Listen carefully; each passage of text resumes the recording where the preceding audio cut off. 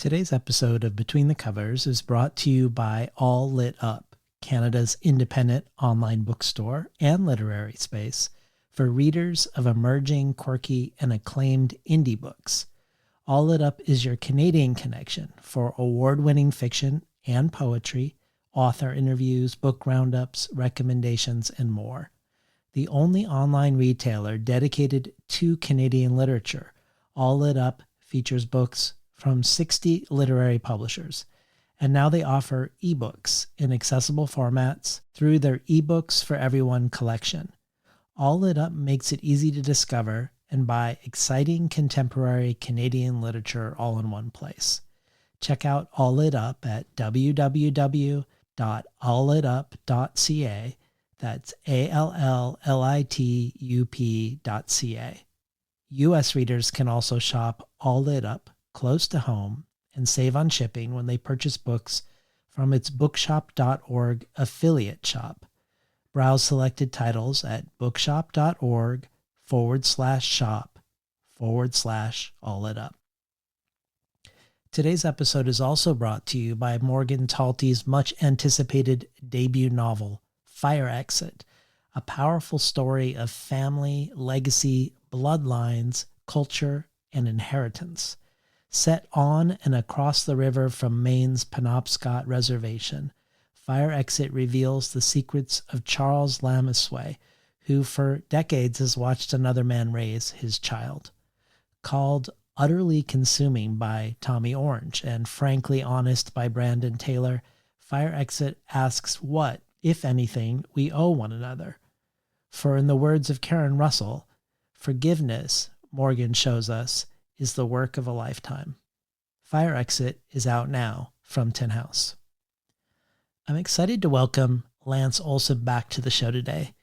For one, because he represents two enviable qualities that are uncommon together: a deep, lifelong interest in the theoretical, philosophical, existential, and political implications of writing, and by extension of all representation and form within art making, and a very palpable and inviting enthusiasm and joy about it all, where he speaks in ways that do not require you to know what he knows, that even if you have never read Derrida or Bakhtin, even if you don't understand the mathematical theories of Hermann Minkowski, even if you think you'd really never want to, the experience of approaching writing alongside Lance is one of deep curiosity and pleasure, a curiosity he wants to share, and one that speaks to everything about us now alive in the world, from memory to history to selfhood to death. The last time Lance was on the show, we talked about his book, My Red Heaven, which he calls a love letter to modernism. And for the bonus audio, he spoke about and read from Ulysses, As I Lay Dying, Mrs. Dalloway, and Carol Meso's Ava. This time, Lance contributes an extended reading from his own, as of yet unpublished, forthcoming novel, with the provisional title, An Inventory of Benevolent Butterflies, about the outsider artist and writer Henry Darger. This joins an ever-growing audio archive that really is immense, and I wanted to name a couple other contributions relevant to today. Two figures that are kindred aesthetic and philosophical spirits to today's conversation are past Between the Covers guests Melanie Ray Tone and Lydia Yuknovich. Melanie contributed a reading of her craft talk, The Ethics of Perception, and Lydia read Zoe Leonard's landmark poem, I Want a Dyke for President. The bonus audio is only one possible benefit of joining the Between the Covers community as a listener supporter. Every listener supporter can join our brainstorm of who to invite on the show in the future, and every listener supporter gets the resource email with every conversation, with things I discovered while preparing, things we reference during the episode, and places to explore afterwards. And then there are simply a ton of other possible things to choose from. Rare collectibles from everyone from Karen Joy Fowler to Victoria Chang, to the Tin House Early Reader subscription, receiving 12 books over the course of a year, months before they're available to the general public. You can find out about all this and much more at patreon.com/betweenthecovers. And now for today's episode with none other than Lance Olsen.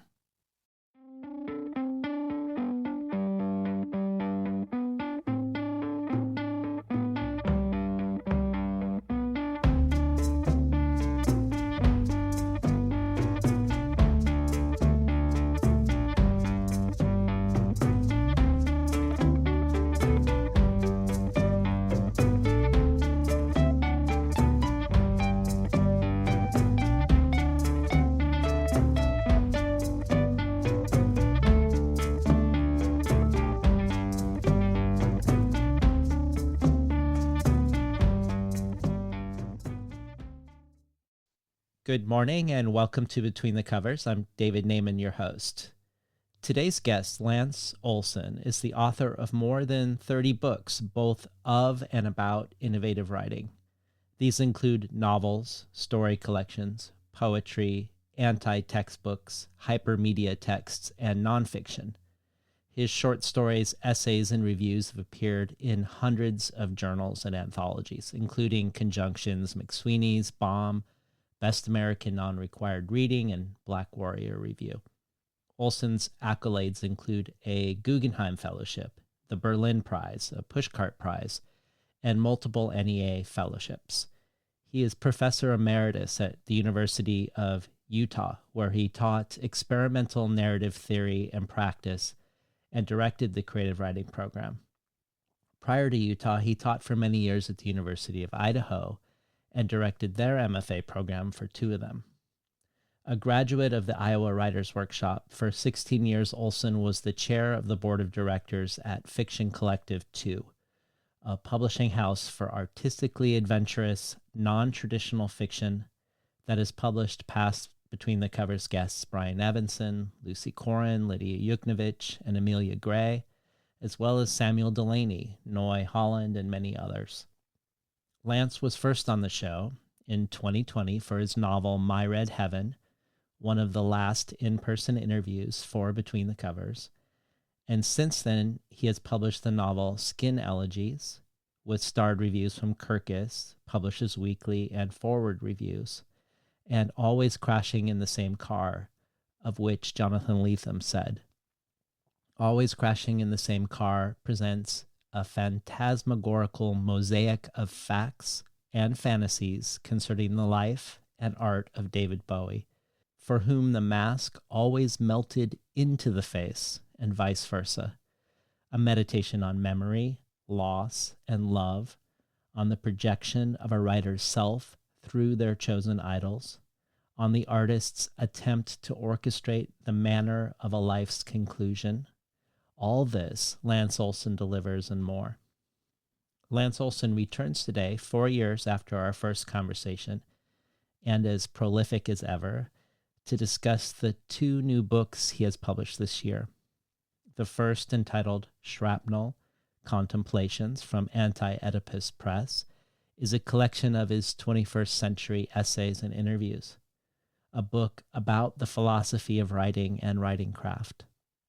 And his latest novel, Absolute Away, from Zank Books, of which Brian Evanson says, what makes Absolute Away so impressive is Olsen's ability to dive into 2 historical moments in a way that renders them palpable and real, and then, having established the possibilities of the mirror of realism, to tap that mirror sharply in a way that spreads cracks throughout its surface, multiplying and complicating the real.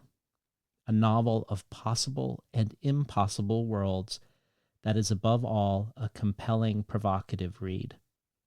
And Melanie Ray Tone adds, through the roiling thunderstorm and utter marvelousness of his exuberant imagination, Lance Olsen rescues Edith Metzger from the oblivion of her violent death to reinvent her with the crackling skin fizz and full body thrill of a Jackson Pollock painting. This jazz improvisation of a novel will open and wreck you as you enter the miraculously weird shimmerings of the infinite and absolute away, where identity shreds into a proliferation of possibilities, where anyone might have been, might still become wildly, spectacularly other. Welcome back to Between the Covers, Lance Olsen. Thanks so much for having me, David. It's great to be back with the most thoughtful, perceptive, and well-researched literary interviewer in America. Well, thank you. Well, since we've last talked, you've published a book, Skin Elegies, about an American couple fleeing their increasingly authoritarian country, and in doing so, uploading their consciousnesses to quantum computers in Europe and Africa, and always crashing in the same car, a prismatic, polyvocal exploration of the chameleon David Bowie. And also, since we last talked, a global pandemic has changed all of us irrevocably, not to mention a million other ways we are all hurtling through and toward tectonic sea changes. And yet, improbably, amidst all this change, and given the variety of books you've written over your career, whether engaged with the land art of Robert Smithson or with appropriating and rewriting Franz Kafka, we find ourselves in a similar setting again as our first conversation with My Red Heaven, which was set in Weimar, Germany. Here we are again with Absolute Away, again in Germany, and at the end of the Weimar Republic in the first year of Nazi Germany. So let's start with a painting of the historical or political setting and or scenario where we find ourselves in part one of Absolute Away. I think a good place to start is I actually started that novel as a novel about Jackson Pollock. And as I was reading about Jackson Pollock, reading the biographies, and we can talk about that a little bit, Jackson Pollock in very many ways has something to do with David Bowie. The more biographies one reads of somebody, the less you understand them. August 11th, 1956, about 10:15, Jackson Pollock was on his last ride. He was drunk on Long Island, and next to him was Ruth Kligman, who he was having an affair with while his wife, the artist Lee Krasner, was over in Paris. And as I was reading the paragraph that sort of introduced all this, they talked about a woman in the back seat. And they didn't name her in the biography. They just talked about this woman in the back seat. When Pollock went off the road, Ruth Kligman barely survived, and the woman in the back seat died along with Pollock. I became fascinated in that one sentence, the woman in the back seat, and I started to do some research. It turns out that her name was Edith Metzger. So I started to try to research who she was, what she was about, and so on. There's a little bit. Ruth Kligman writes about her a little bit in her autobiography and so on, but it's mostly this American woman who came over from Germany. Well, started to read more and discovered that she actually was a little girl in the late 1930s in Germany, and her parents, who were progressives and were horrified at what was happening in Nazi Germany, took this little girl to a Nazi book burning to show her what was going on and to witness what was going on. And Hermann Göring was there and mistook her for an Aryan little girl because apparently she had incredibly beautiful blue eyes and light-ish brown hair. He picked her up and she bit him so hard on the lower lip that it actually bled. And then she falls out of history. And the next we see of her is her being in America, living in Manhattan We have no idea how she got over. We have no idea what happened to her parents, though we, suspect that they were murdered in the Holocaust. We have no idea of, what her reality was. And then suddenly she's in her early 20s in the back of Jackson Pollock's car because she's a friend of Ruth Kligman's.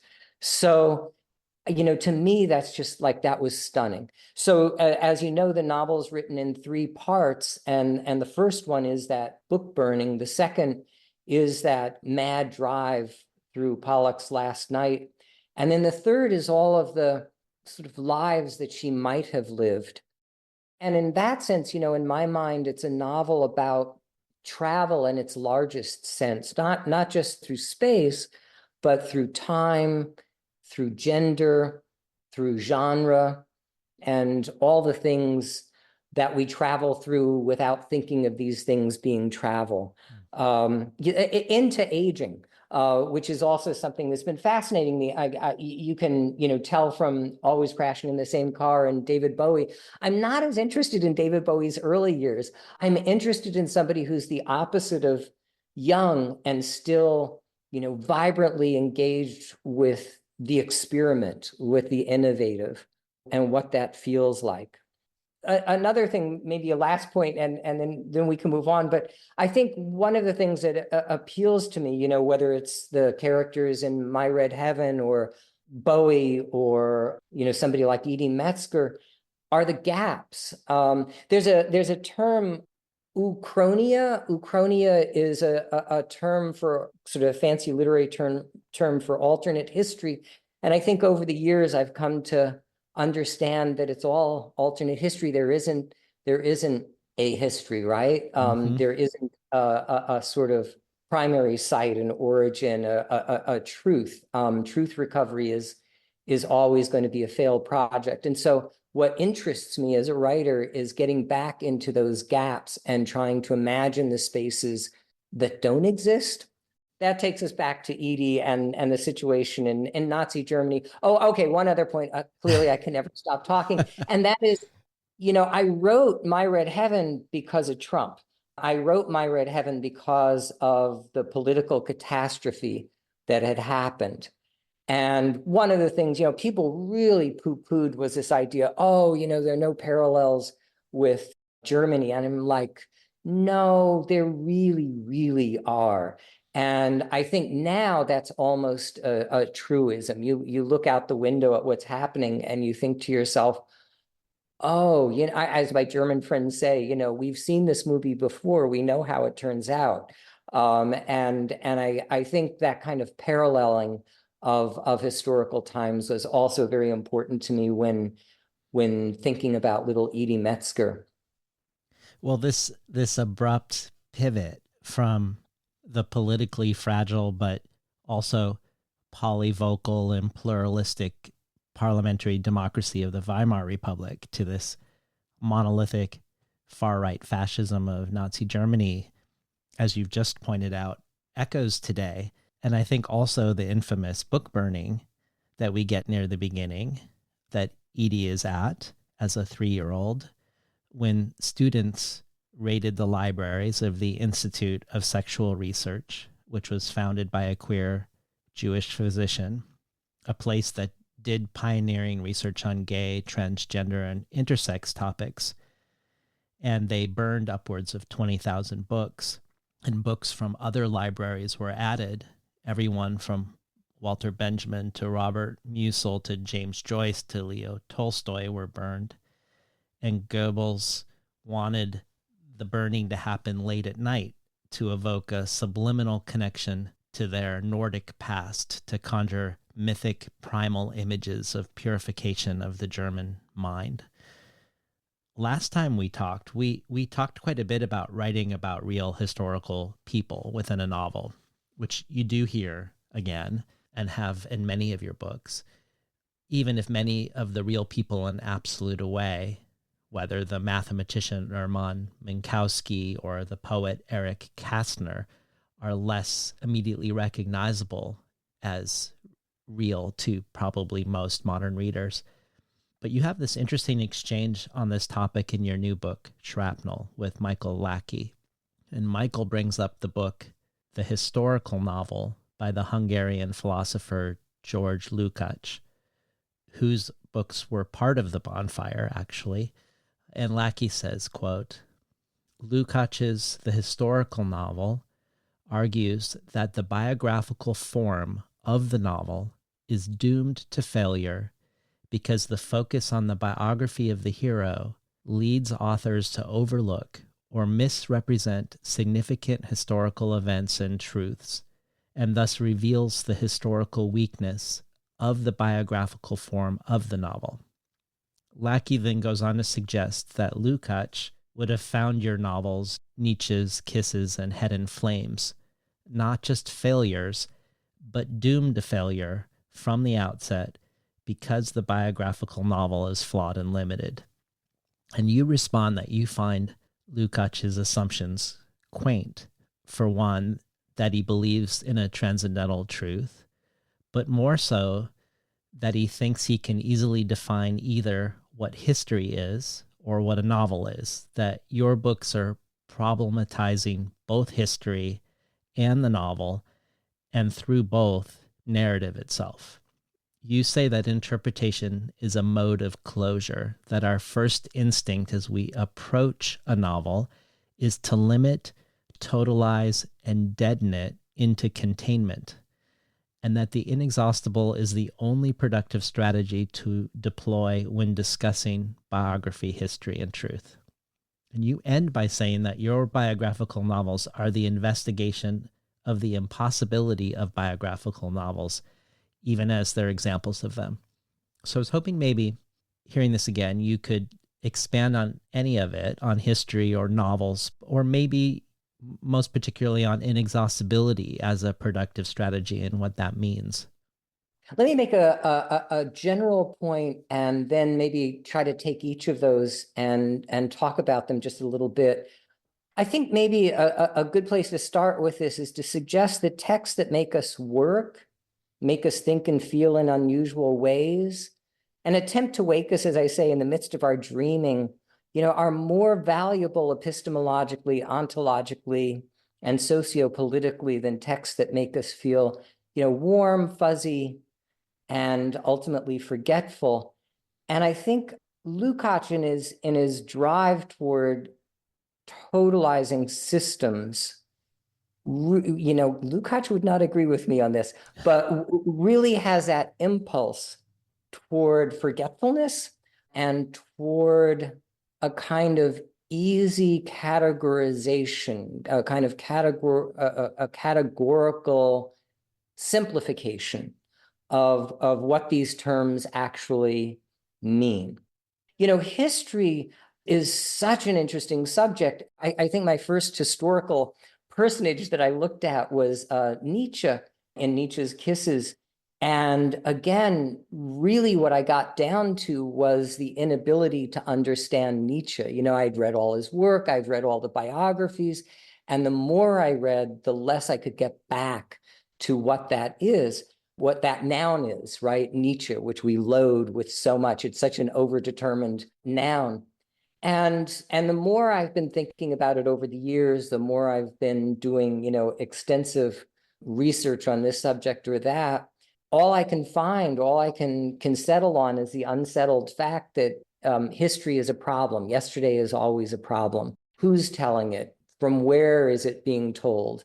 Why are they telling it? Who has the power of telling it? When is it being told? All of those things lead us to what, Imnor Bese Philip talks about in one of her essays, the essay that follows her incredible, I don't know what you call it, novel-like object called Zang, is that, we live in this forensic landscape, whether we're in Europe or whether we're in the US or whether we're in an African country or the Middle East.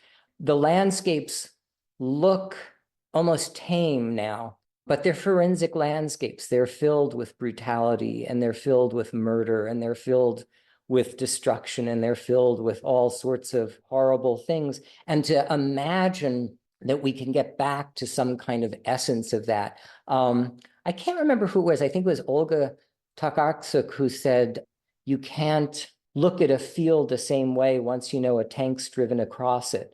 And so to me, that is the interesting thing to explore, not some kind of weird Lukácsian totalizing system. And also, I think placing history in the personal, as fraught as that is, and hopefully we'll get to talk about that a little bit as well, makes it more available, makes it more human. Lukács always talked in these huge brushstrokes, and that just isn't where I position myself. And then as far as the novel goes, and this is just because I'm wired the way I'm wired, I'm much more interested in novels that present themselves as problems rather than solutions, right? I've always been working in that mode, or not always. I actually started with a very traditional New York-based, very corporate publishing sort of novel called Live from Earth because I went to the Iowa Writers Workshop. But after that, things got more complicated. I just finished a really wonderful study by a guy named Stefan van der Hege, and it's called Dear Incomprehension. And he talks about this being a study about speculative fiction, but it's not speculative fiction in the way you or I might think of it in terms of, science fiction, the SF tradition, and so on. Rather, he says he's interested in fiction, by people like Blake Butler, people like Renee Gladman, who speculate. They create works that force us to speculate about the problems of reading without ever settling, right? They create spaces that exist to leave us in the lurch rather than to take us to some kind of, what would you call sort of Christian eschatological redemption. And in that sense, I think those novels, and this is what van der Hege argues, are a more pure form of realism in the sense that they more accurately represent lived experience. That's kind of beautiful. One other digression, and then we'll get back. And then Heidegger too. This is van der Hege thinking. Heidegger has that essay in which he talks about tools and equipment, and he says in this beautiful Heideggerian way, they become most significant when they're broken, because they stand there. And this is van der Hege quoting the Heidegger, but there's this phrase: they stand there in all of their obtuse conspicuousness, which I love, right? And the reason that they're obtuse and the reason that they're conspicuous is because they look like nothing else anymore because they're broken. We don't know what they're for or how to use them. And that to me is, if you translated that idea into the novel form, is where it gets really interesting for me. It's confronting textuality or creating textuality that is truly not sure how to use it or why to use it or what it's there for. And that makes it there in all its obtuse conspicuousness. Okay, so there were three things you had asked me. The first was about history, the second was about the novel, and the third was about what? Inexhaustibility. We may have talked about this last time. I really connected with Bakhtin, but not the Bakhtin that most people talk about. I mean, obviously, I'm really interested in sort of polyvocality and that sort of thing. But there's one paragraph in Bakhtin that talks about unfinalizability, and it's magnificent. And he says that when we approach people or when we approach texts, and this goes back to what you were saying, our instinct is to finalize those things. Our instinct is to lock them down so that we can, in our sort of elevator pitch, pull a novel together and, this goes back to Lukács, and categorize it and say something about it that is meaningful in a couple of sentences. And we do the same, unfortunately, with people, with kinds of people, right, which would be a totalizing system, or with individual people, where we try to lock them down very quickly. Bakhtin points out that will never work, and that the only time we can lock down a text is were we to kill it. And the only time you can lock down a person is when they are dead. And the problem with when they're dead is they enter narrative. So it's impossible to finalize them at that point either. In fact, finalizability becomes even less graspable. And I love that. I love that idea of the unfinalizable and that goes to creating problems rather than solutions in novel form. Well, in the spirit of inexhaustibility, we have a question for you from writer and editor John Madera. He runs the online arts and culture magazine Big Other. He's also the author of a debut collection of short experimental fictions called Nervosities, which is just out, and shares a publisher, Anti-Oedipus Press, with your book Shrapnel. Gariel Lutz says of Nervosities, the 14 sententially ambitious and masterly entries in Nervosities introduce us to a bold and startling new force in American fiction. John Madera is a learned and scathingly observant chronicler of our turmoil, and his prose is some of the most robust, ruckusing, and gravely brilliant I have read in ages. So here's a question for you from John. Greetings, David Naiman and Lance Olsen. This is John Madera, currently putting nomadology into praxis just a few blocks away from where once inspiringly stood the Gaza Solidarity Encampment at Columbia University. Anyway, big thanks to reader and writer and interviewer par excellence David Naiman for inviting me on between the covers for a cameo question about Absolute Away, which absolutely blew me away. Lance, your latest marvelous prose object once again finds you not only dissolving the borders between past and present and future, but multiplying the possibilities of each one of them, suggesting that this could be done endlessly, so you might call Absolute Away an omniversal text, or at least I might, that is, did. 2, you trespass and dissolve the so-called borders between genres, namely historical novel, speculative fiction, philosophy, critical theory, etc. In Absolute Away, engagements with thinkers as diverse as Andrew Monson, John Berger, Albert Einstein, David Hume, and several others, and most extensively Jacques Derrida and Catherine Malabou, fruitfully interrupt the seductive illusions that normative fiction for many might provide. All to ask, at what point of the writing of Absolute Away did these interventions begin to appear? What do you hope readers will receive from these engagements? What do you think of the term theory fiction? Is it a useful way to describe the hermeneutical but also visceral adventure Absolute Away invites readers to join? Thanks in advance, Lance, and thanks again, David. Wow. Okay, so first I have to say, like, Lutz's sentences are so beautiful, and I just got like giddy listening to simply how she spoke about John's work. And John's, an amazing writer. Nervosities is a really fine and completely heterodox collection of fictions. And I just can't say enough about it or him. His mind is amazing simply to watch work. So that notion of what would you call it, existential multiplicity that novel is involved with goes back to somebody who I actually talk about in the novel. And as you say, most people won't recognize this person as a historical biological being, but Hermann Minkowski. And his claim to fame, of all things, is being Einstein's tutor, though his sort of mentor when he was in college. And Einstein apparently was a terrible student and sat in the front row and sort of slept for part of the lectures and looked bored for the other part of the lectures. But Minkowski really paid attention because every time he gave an exam, like Einstein blew it out of the water.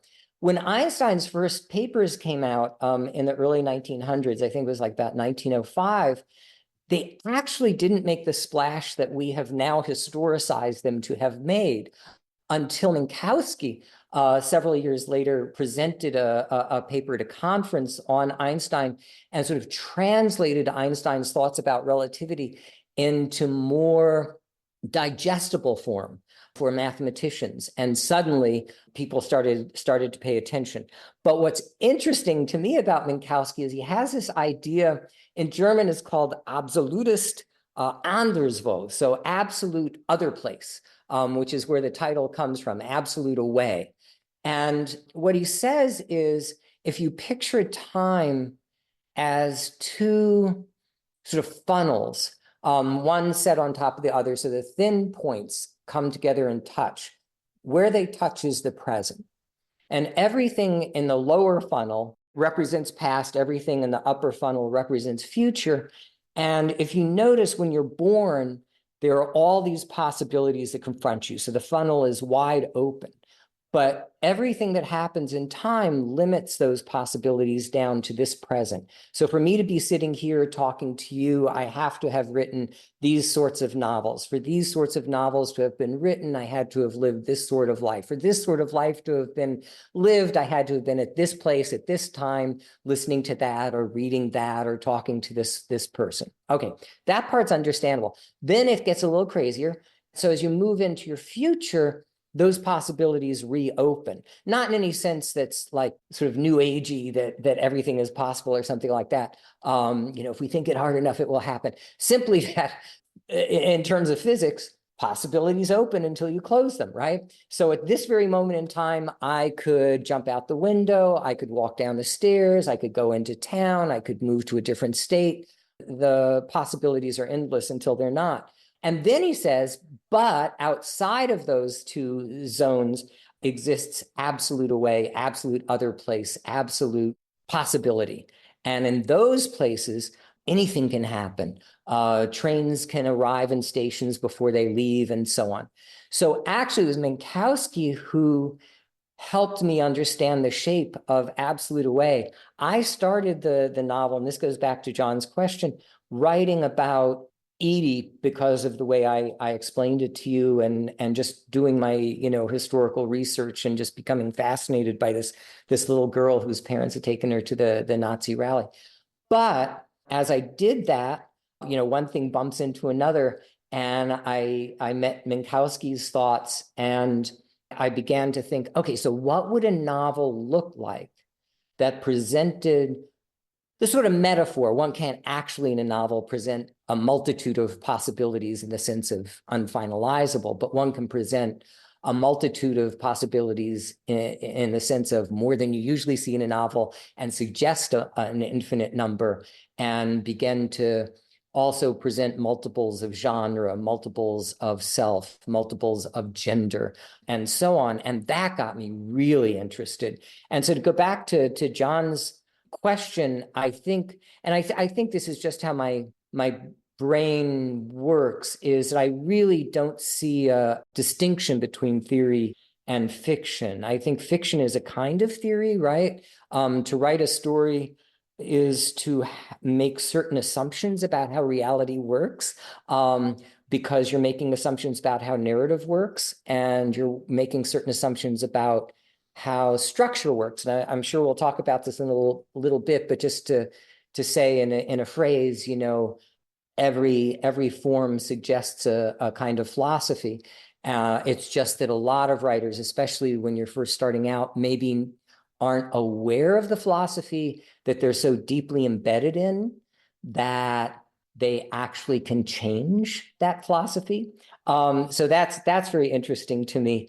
And then to go back, John talked about Derrida, and Derrida has been extremely important for me since probably the mid-'80s on, in the way I conceive of thinking. And Derrida makes a distinction between thinkers and philosophers. This takes us back to Lukács. Thinkers and philosophers, because he says philosophers are those that try to develop sort of hermetic systems, think Lukács, and hermetic structures. Thinkers are people who don't stop thinking, and their minds work like termites, and they just sort of chew through a problem and get nowhere. It goes back to what Stefan Bonderhagel was saying too about this idea of leaving you in the lurch. And one of the things that was brilliant, I was a grad student when I ran into Derrida, and if you run into Derrida early enough, your brain explodes and you don't know how to talk about him. And his language, like every sentence is like being hit on the head with a hammer. And, it's all of these things. So completely disruptive experience for me. And I found it thrilling. I found that sense of being lost. I found that sense of being set back on my heels. I found that experience of somebody who didn't get anywhere in his thinking because that wasn't his point was fascinating. And then his, key ideas and so on. So I, track back. And of course, it takes us to the doorstep of Heidegger, who did many of the same moves, only not as radically as Derrida. But Derrida looks back to Heidegger. Both of them look back to Nietzsche, and that's what got me to Nietzsche's Kisses. But Derrida, for those of your listeners who aren't familiar with this, began to, for a book, exchange postcards with a theorist whose name was Malibu, and they began to talk about the nature of travel. And one of the things that blew the top of my head off as I was reading this was to make a realization about Derrida. I have no idea why I didn't make this before. Is, Derrida isn't a European, right? He's a North African. He grew up in Algiers. He grew up in a sort of Jewish household that didn't think of itself as Jewish, that was in the heart of an Arab world, who then, he leaves. Oh, and, he had a brother whose name was Jackie, and the parents sort of blur the two characters of Jacques and Jackie together. The brother died. Jacques goes up to France to study, but becomes involved, from a very early age, contrary to how Derrida is usually constructed, deeply political activist in the anti-colonial movement. And so, all of that's going on.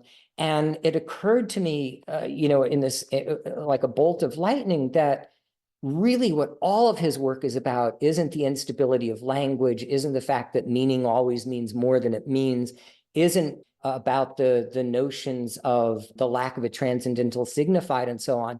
It's about having been raised in exile. It's about having existed as a mode of being, as an exile, not only in physical terms and socio-historical terms and so on, but in terms of textuality. And so, Derrida never enters a text the way a tourist does, right? A tourist enters a new space needing to know, okay, I've checked this off my bucket list. I can now talk about whatever this is in these terms, and then I can move out of the text, i.e. finalizing it. And Derrida always wants to remain in exile in the text. And the result is that he turns us into exiles. He turns the reader into exiles, the thinker into exiles.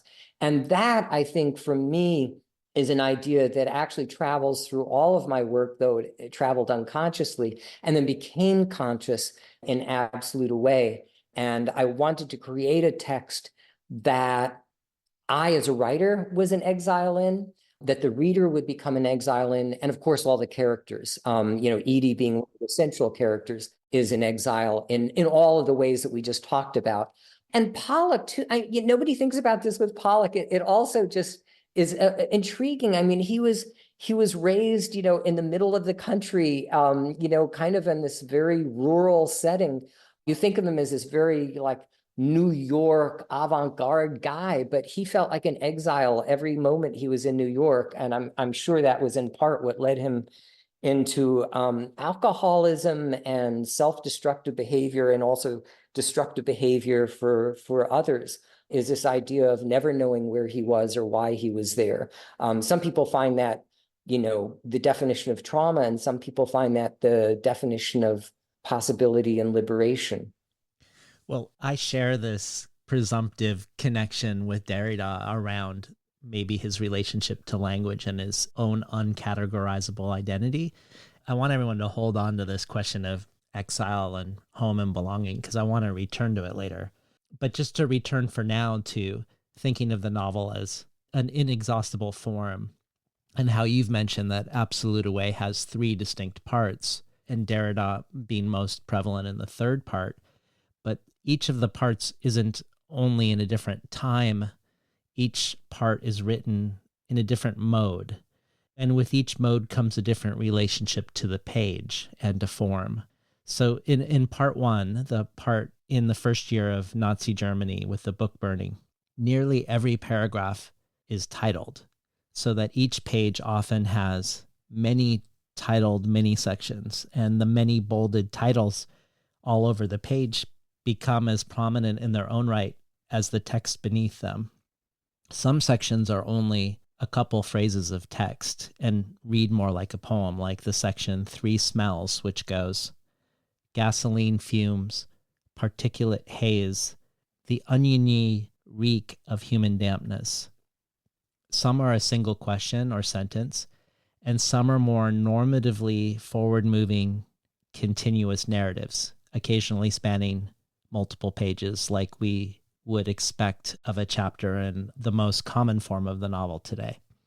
And I have some thoughts about this form, but before I share mine, talk to us about why this is the way you would approach this material of part one formally.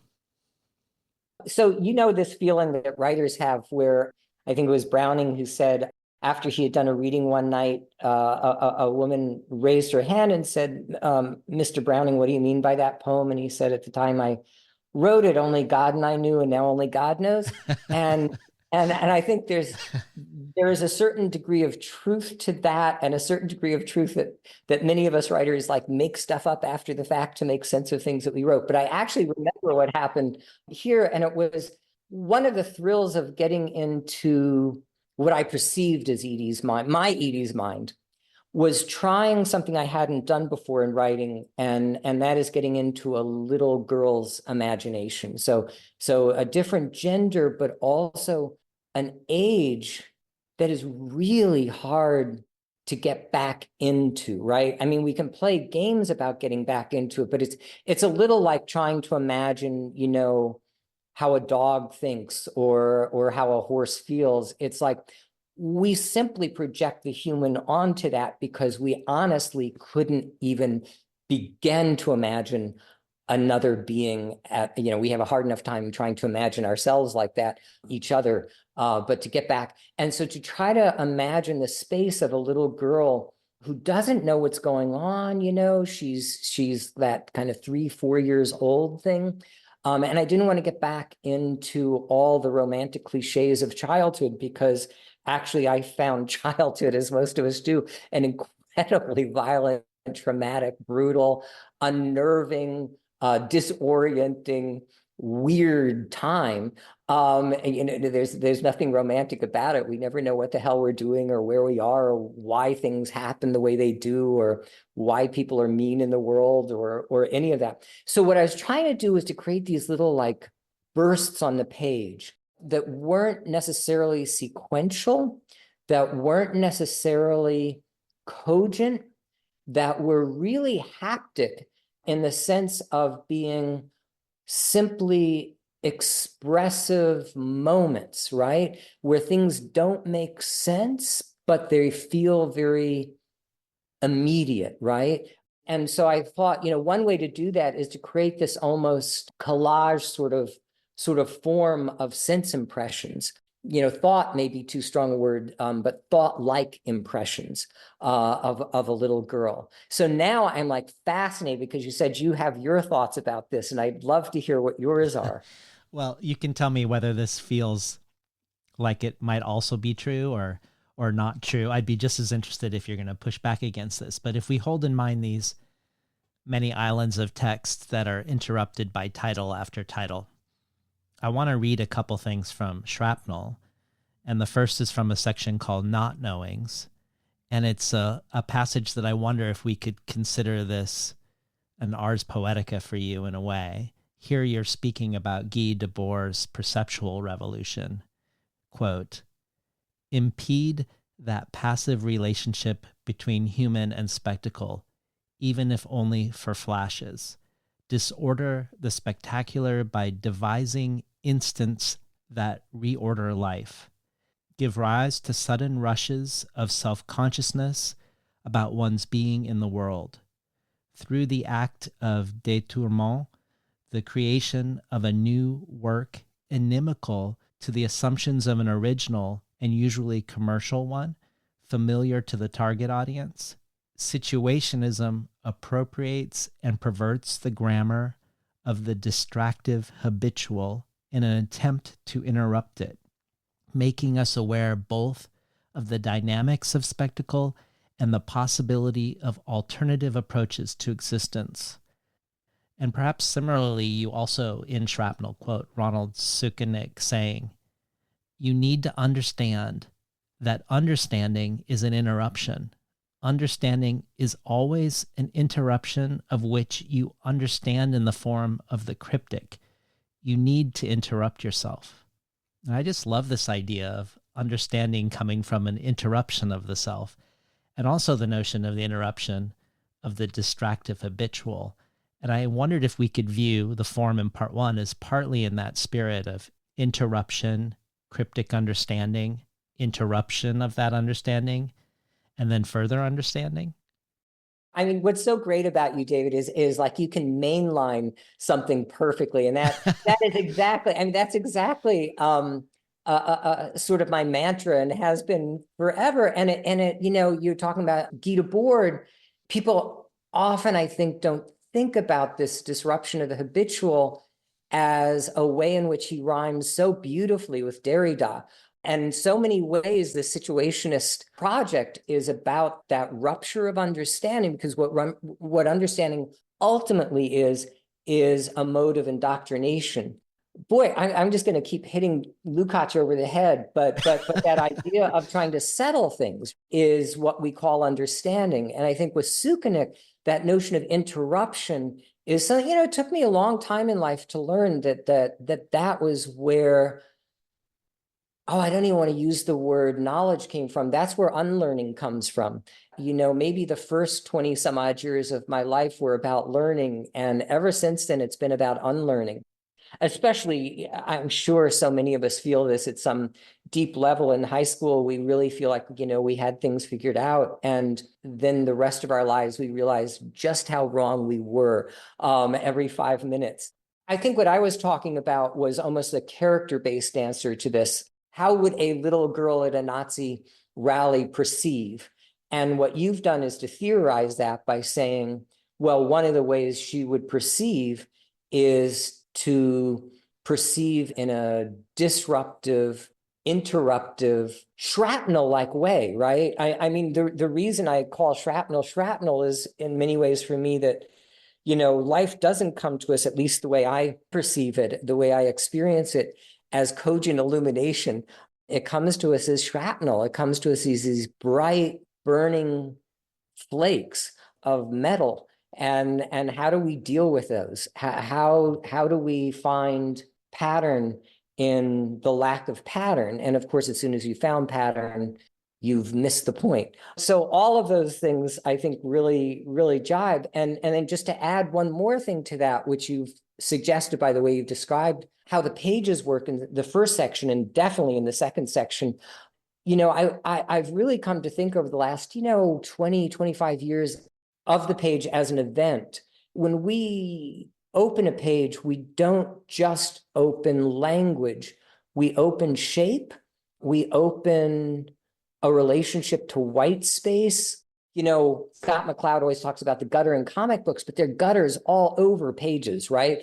You know, visual gutters. So between each section in section one, or movement one, there are white gutters. And like, how do you read those? Well, we don't even think about reading them, but unconsciously you're reading them as abrupt disconnections, as disjunction between this part and that part. You know, we're so taught to read pages as coherent artifacts, but the fact is that Edie would never do that, right? So how do you construct a page that feels shrapnel-like? And this takes us to another point. I loved your interview that just came out with Joelle McSweeney. I adore Joelle's work. And I think that idea that she was sort of talking around, but I was thinking about is, you know, what Joelle writes, we can call it poetry, but we could also call it a sort of exploded fiction or a kind of, you know, jammed narrative. But like, why do we even use those words? And, you know, we really are living, at least for writers in this larger family, we're living in a post-genre world. Given what just happened in New York publishing a day or two ago, I'm not so sure corporate publishing thinks of itself that way. But the rest of us, really, I think exist in this space where I just have no idea what the difference between poetry and fiction is anymore. Thank goodness, right? You read Lutz's line introducing John, and I was thinking about how, that's what? That's theory? No. That's narrative? No. That's poetry? No. And then the answer is also yes to each of those. It's this idea of the page as event. And I think I just wanted to make one other point on this, and this goes to the post-genre, this goes to the idea that I think a certain kind of writer, we mentioned a couple early on, like Renee Gladman or Blake Butler, and in a big way, Melanie Ray Tone as well, writes between spaces. Like, what in the world do you call these works? One last point, and that's in Catherine Hales's point about media-specific analysis, which really intrigues me. And Hales talks about, this idea that every media can do something that other media can't, and can't do things that other media can. And one of the things that's just been obsessing me since probably the late 90s, maybe the mid 90s, is what can novels do? Like, how come every Tuesday we hear of the novel's demise, and then like every Wednesday, one of the most incredible novels we've ever encountered comes into our world? And I think it has to do with the fact that novels can do certain kinds of moves that, say, film can't do, that music can't do. And, film can do other things and music can do other things, but novels can work with the page. This is why I can't stand reading digital format, is novels do things with the page that are astounding when they're allowed to do things with the page. And novels can do things with consciousness that are astounding. And novels can do things with language that poetry, what would we call it, traditional poetry, can't do for extended periods of time. You think of Ulysses, and instead of calling it a novel, you call it an extended poem, and suddenly you think, oh my God, the things that it did with language, that's extraordinary. Well, one of the things that I marvel about part one, in light of everything you've just said, is how immersive it is. Not only with all these interruptive titles, but even more so because you have two primary points of view which are so different from each other. One is that of the 3-year-old Edie Metzger, who, as one might expect, lives in what feels like, to an adult, a dream state or a state of magic and wonder where the world is almost like an unfolding fairy tale. And of course, she's too young to understand the implications of anything happening around her politically, where, for instance, she thinks of cooking bratwursts when she sees the bonfire of books. And then there's this roving, omniscient, time-traveling narrator who keeps dropping facts from the past and the future into the book, rupturing the unity of time with knowledge that no character in the book could have. And it reminds me of my conversation with Matthias Anar, where the reincarnation he is enacting in his latest book is bidirectional in time. You can be reincarnated into distant history just as likely as into the future. 1 minute in absolute away, you might leap from a candy cane in the present moment of 1933 to their invention 263 years earlier to discover that it was a means to keep kids quiet in church.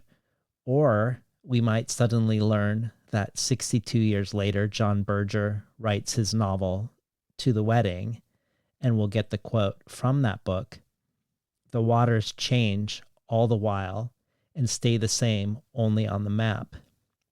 And I say this as a preface to a question for you from past Between the Covers guest Melanie Ray Tone. In Shrapnel, you describe her last book as If Fire Could Hide Us, the one I discussed with her for Between the Covers.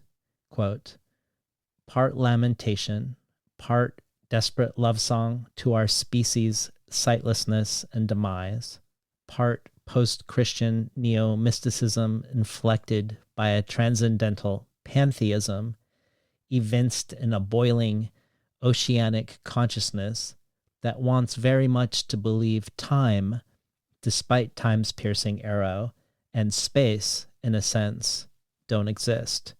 creating a narrative timelessness and wherelessness.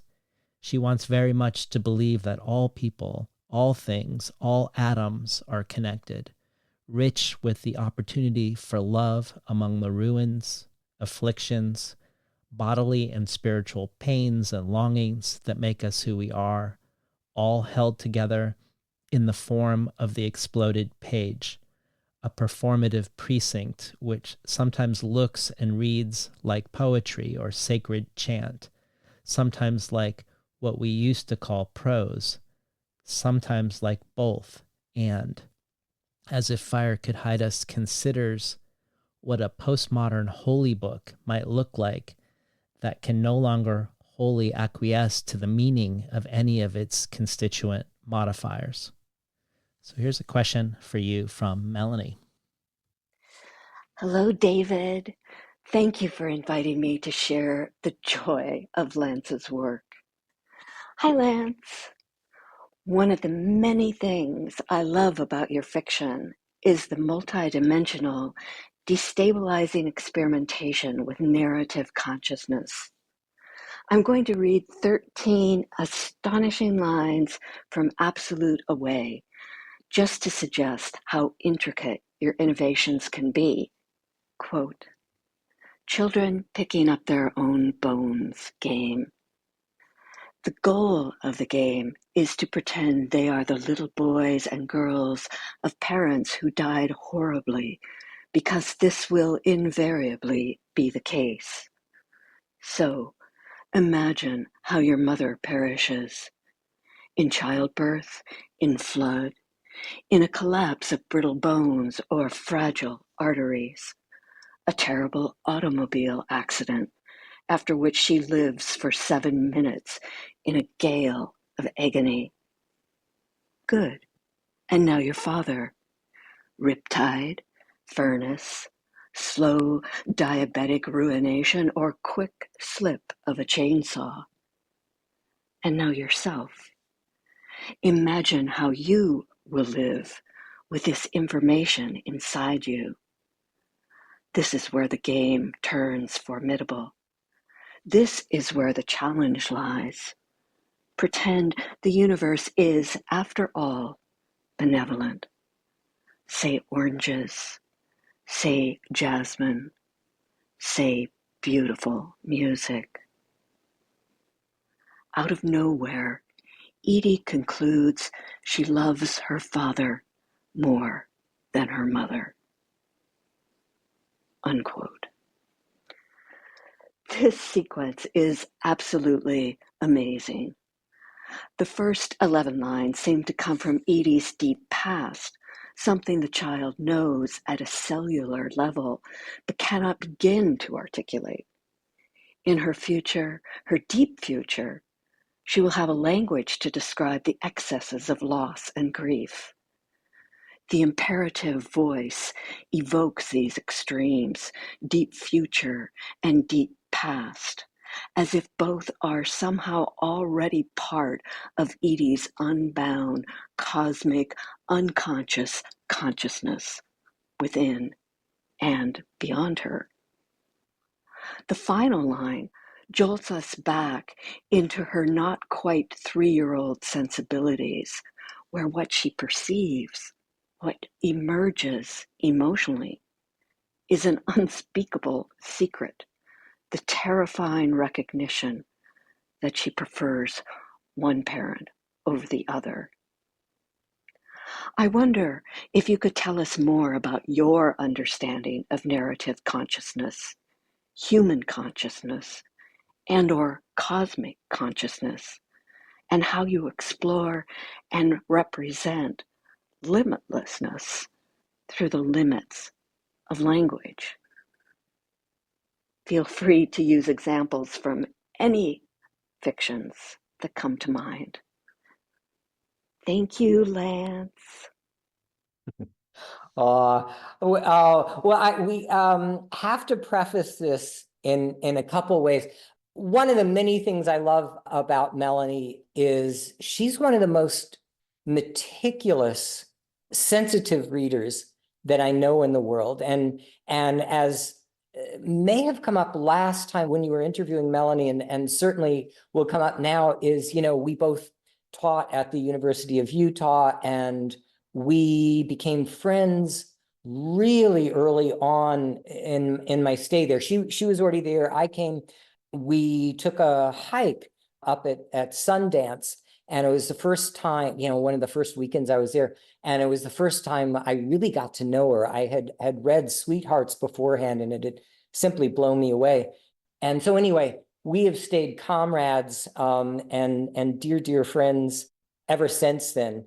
And we would very regularly, now, of course, I live out east, and she has remained in Salt Lake, but we would very regularly take walks every couple weeks and talk about everything under the sun.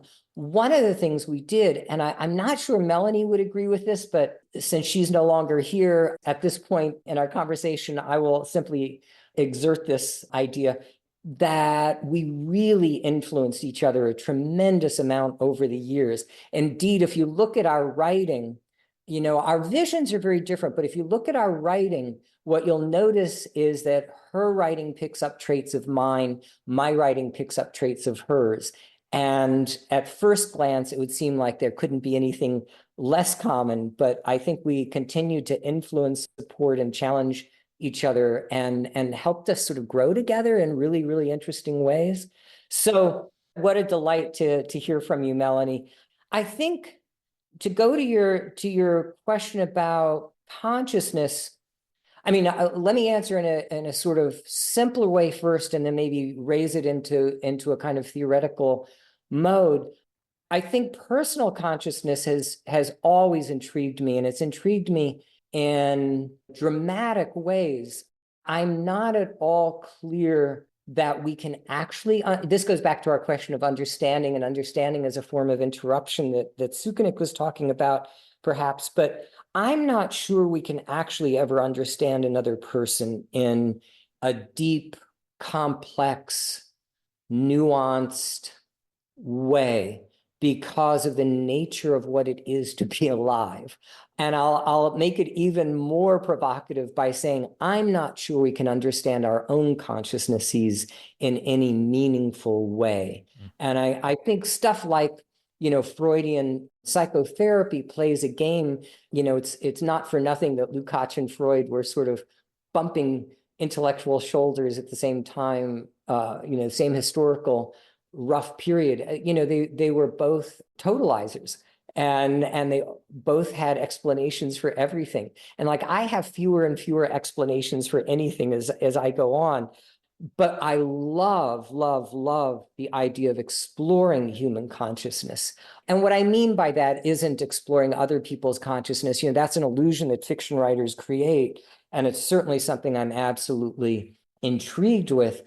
But I think I use the page as a space of contemplation of my own consciousness and my own failed attempts to understand that, and by implication, failed attempts to understand anybody else's consciousness. So I think that's one of the things that fiction does, or that what we used to call fiction does, that separates it from most other media, that sense of deep consciousness. I think of, we just mentioned Ulysses, and, I think of that last chapter in Ulysses, Molly, 16 sentences, sentence-like constructions, whatever we call those. And you're inhabiting another being's mind in this gorgeous, gorgeous prose that's breathless and run on and dense and elusive and elusive. It's just like incredible. That's what fiction, or what we once used to call fiction, could do. Miracles, I think Melanie and I diverge on. I'm not a big fan of the idea of miracles. And I think part of what's going on in Absolute Away is exactly trying to talk about the miraculous in a section associated with a child. And that childlike wonder strikes me as slightly disingenuous as one grows older. One comes to learn, along with the physicists, that there aren't miracles, there are statistical probabilities, that everything kind of connects with other things and kind of doesn't, depending on how you look at it. And that interests me, right? That's where I was coming in, is what's a little girl's consciousness who can see things in a miraculous way, or possibly see things in a miraculous way. Again, what do horses think? How do dogs feel? I'm not sure. But surely as one grows up and grows older, one sees things in a much more complicated sort of way. And that takes me to the last point, which is maybe a larger point. Olga Tarkovsky's novel Flights was one of those novels, say, in the last 10 years that most dazzled me. And one of the reasons was because she spoke, how to say this? She wrote a novel, she designed a novel that was anti-teleological in structure. And I hadn't actually seen something so dramatically that, where she can change registers, she can change discourses, she can change perspectives, she can change storylines, she can, to a certain extent, change style, and not just to show off, but actually to bring us into a realm that is philosophically anti-teleological. It doesn't try to get anywhere. That metaphor of its title, Flights, really resonated with me, of course, and all the work that I've been doing over the last however long I've been doing it. But this idea that we're always in transition, we're always traveling, we're always not knowing where we're going, and so on. And that, I think, really unconsciously, I'm just coming to understand this now, really informed a version of the heart of Absolute Away. Oh, and can I add too, maybe one more thing about Melanie?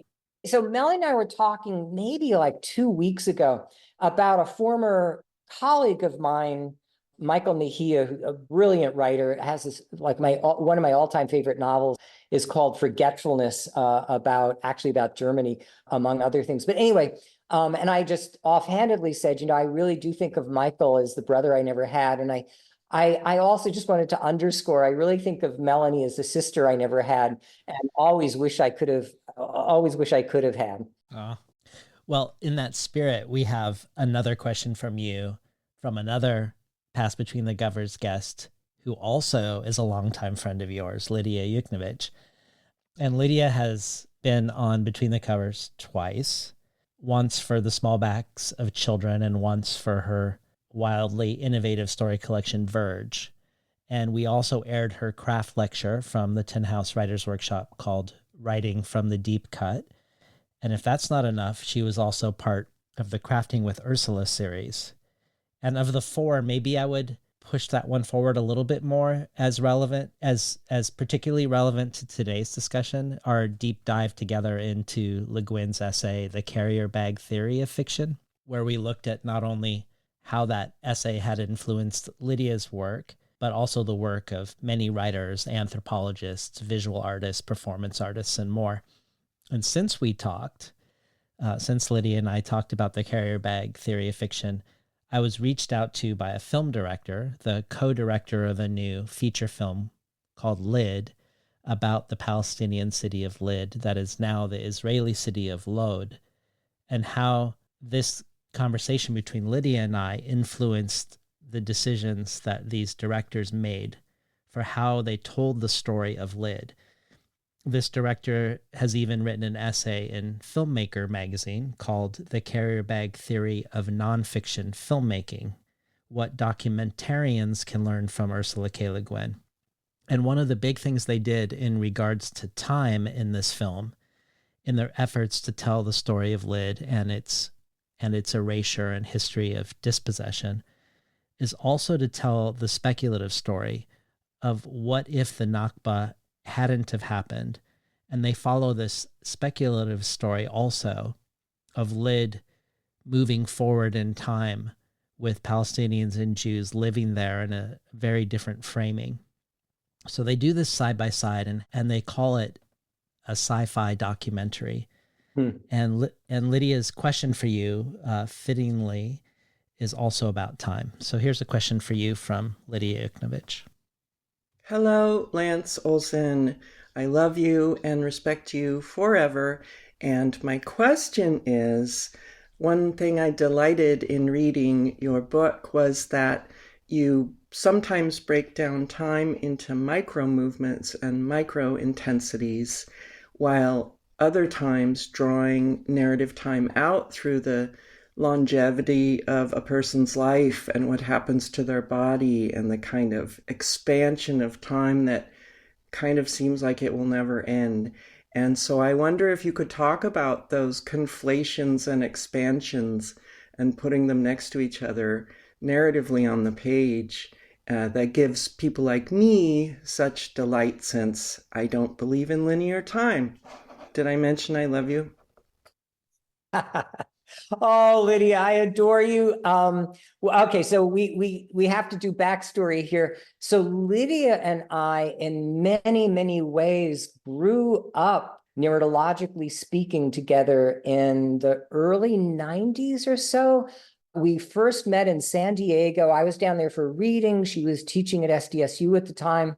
And you know how when you first meet somebody and you just sort of, oh, we sort of have known each other forever. It was like that. And we became involved in really working to push fiction in ways that we hadn't seen it go before. We became involved in FC2 together. And so I feel like, I was talking about Melanie as a sister I never had, and Lydia, you're the other sister I never had, only, you grew up to be a superhero, which is extraordinary. So I miss you, and I can't believe that we haven't seen each other and had a scotch in many a moon. Time. This goes back, and in certain ways it rhymes with the question about how we experience consciousness. Time's a product of consciousness. And we experience time radically different depending on where we are, what we're doing, how old we are. As I become the opposite of young, I'm stunned at how fast time has gone. My mom was dying of cancer, and we were sitting in the living room one night toward the end, and she just looked up. It was raining outside, and she said, I just can't believe how fast it all went.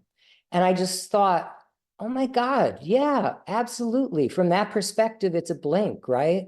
And yet when you're, Edie Metzger and you've only lived a couple of years, and so every second feels new and vibrant and different and amazing. Like, those are both human consciousness. It's incredible to me. What I've done for the last 25, 30 years in my work is to really try to explore experienced temporality in all of its, multifarious ways, but also to talk about how we're all inscribed in a larger historical time that many of us would prefer not to think too hard about. I adored my students, and we could talk about this forever. My undergraduates are the most wonderful beings in the world. I still stay in touch with undergrads. I did a reading, as I say, in Seattle a couple of weeks ago, and had two people step out of the crowd who had been my undergrads almost 40 years ago, just speaking of time. And, weirdly, they look the same, they had the same inflections, and we're totally different people. That's a stunning thing. But anyway, so my undergraduates, though, they're just so sweet. And when everything's working in the classroom, everything's firing, it's the most amazing thing ever. But they still haven't, and this is my job for the semester, fully understood themselves as inscribed in a certain time, at a certain place, being buffeted by historical realities. They still have this idea that you can step out of your historical reality, and that, I don't have to care about politics because I'm apolitical. I don't have to think about what happened 40 years ago because that doesn't really have a lot to do with me, let alone 2000 years ago, or in the Odyssey or something like that. And reading John Fosse is like so old because that book came out like 6 years ago. I was 13 when that came out. And so part of my game is to try to help them feel that they are actually part of larger historical brushstrokes and very much manipulated by the time that they're in, so much so that they can believe that there are things like being apolitical or outside of time or outside of their socio-historical realities. So I think for me, that has been, I mean, Lydia put her finger on, that has been one of the things that has fascinated me over the years. And I think it fascinates all of us the longer you live, is how time flies at us in so many different registers and keys. And yet, I remember reading Stephen Hawking about the nature of time and wanting to believe he was going to say, time is reversible in some human scale. And really what he kept chanting over and over again is, on human scale, time isn't reversible.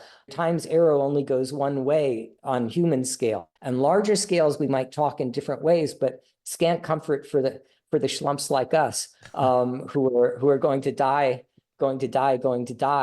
So this is kind of spins off of Lydia's work, maybe detours from it a little bit, but I know Lydia and I also, have spoken about this and have thought about this and have written about it a whole bunch, about, how to say this, death being the one constant one can't deconstruct. That, when you're 3 years old and you're at a Nazi rally, that is just unfathomable. Like, that just isn't a word, that's a noun that is meaningless.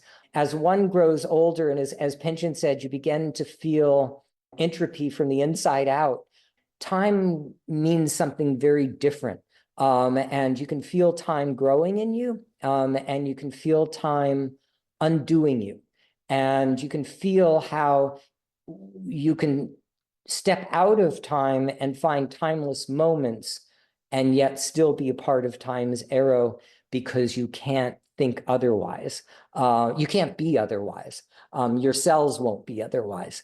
This fascinates me. I could talk forever about this, but anyway, that is how I will wrap up right now, except to say, Lydia, have I mentioned that I adore you? Well, you did mention when you were answering the question for Melanie, miracles, and I wanted to return to it because it's something that you return to over and over again in absolute a way, this question or notion of miracles. Very early on in the book, in its first pages, we get the mathematical notion called Littlewood's Law, something proposed 50 years after the setting of the book, that suggests that, statistically speaking, we should expect that 1 in a million incidents would happen to us at a rate of about 1 per month.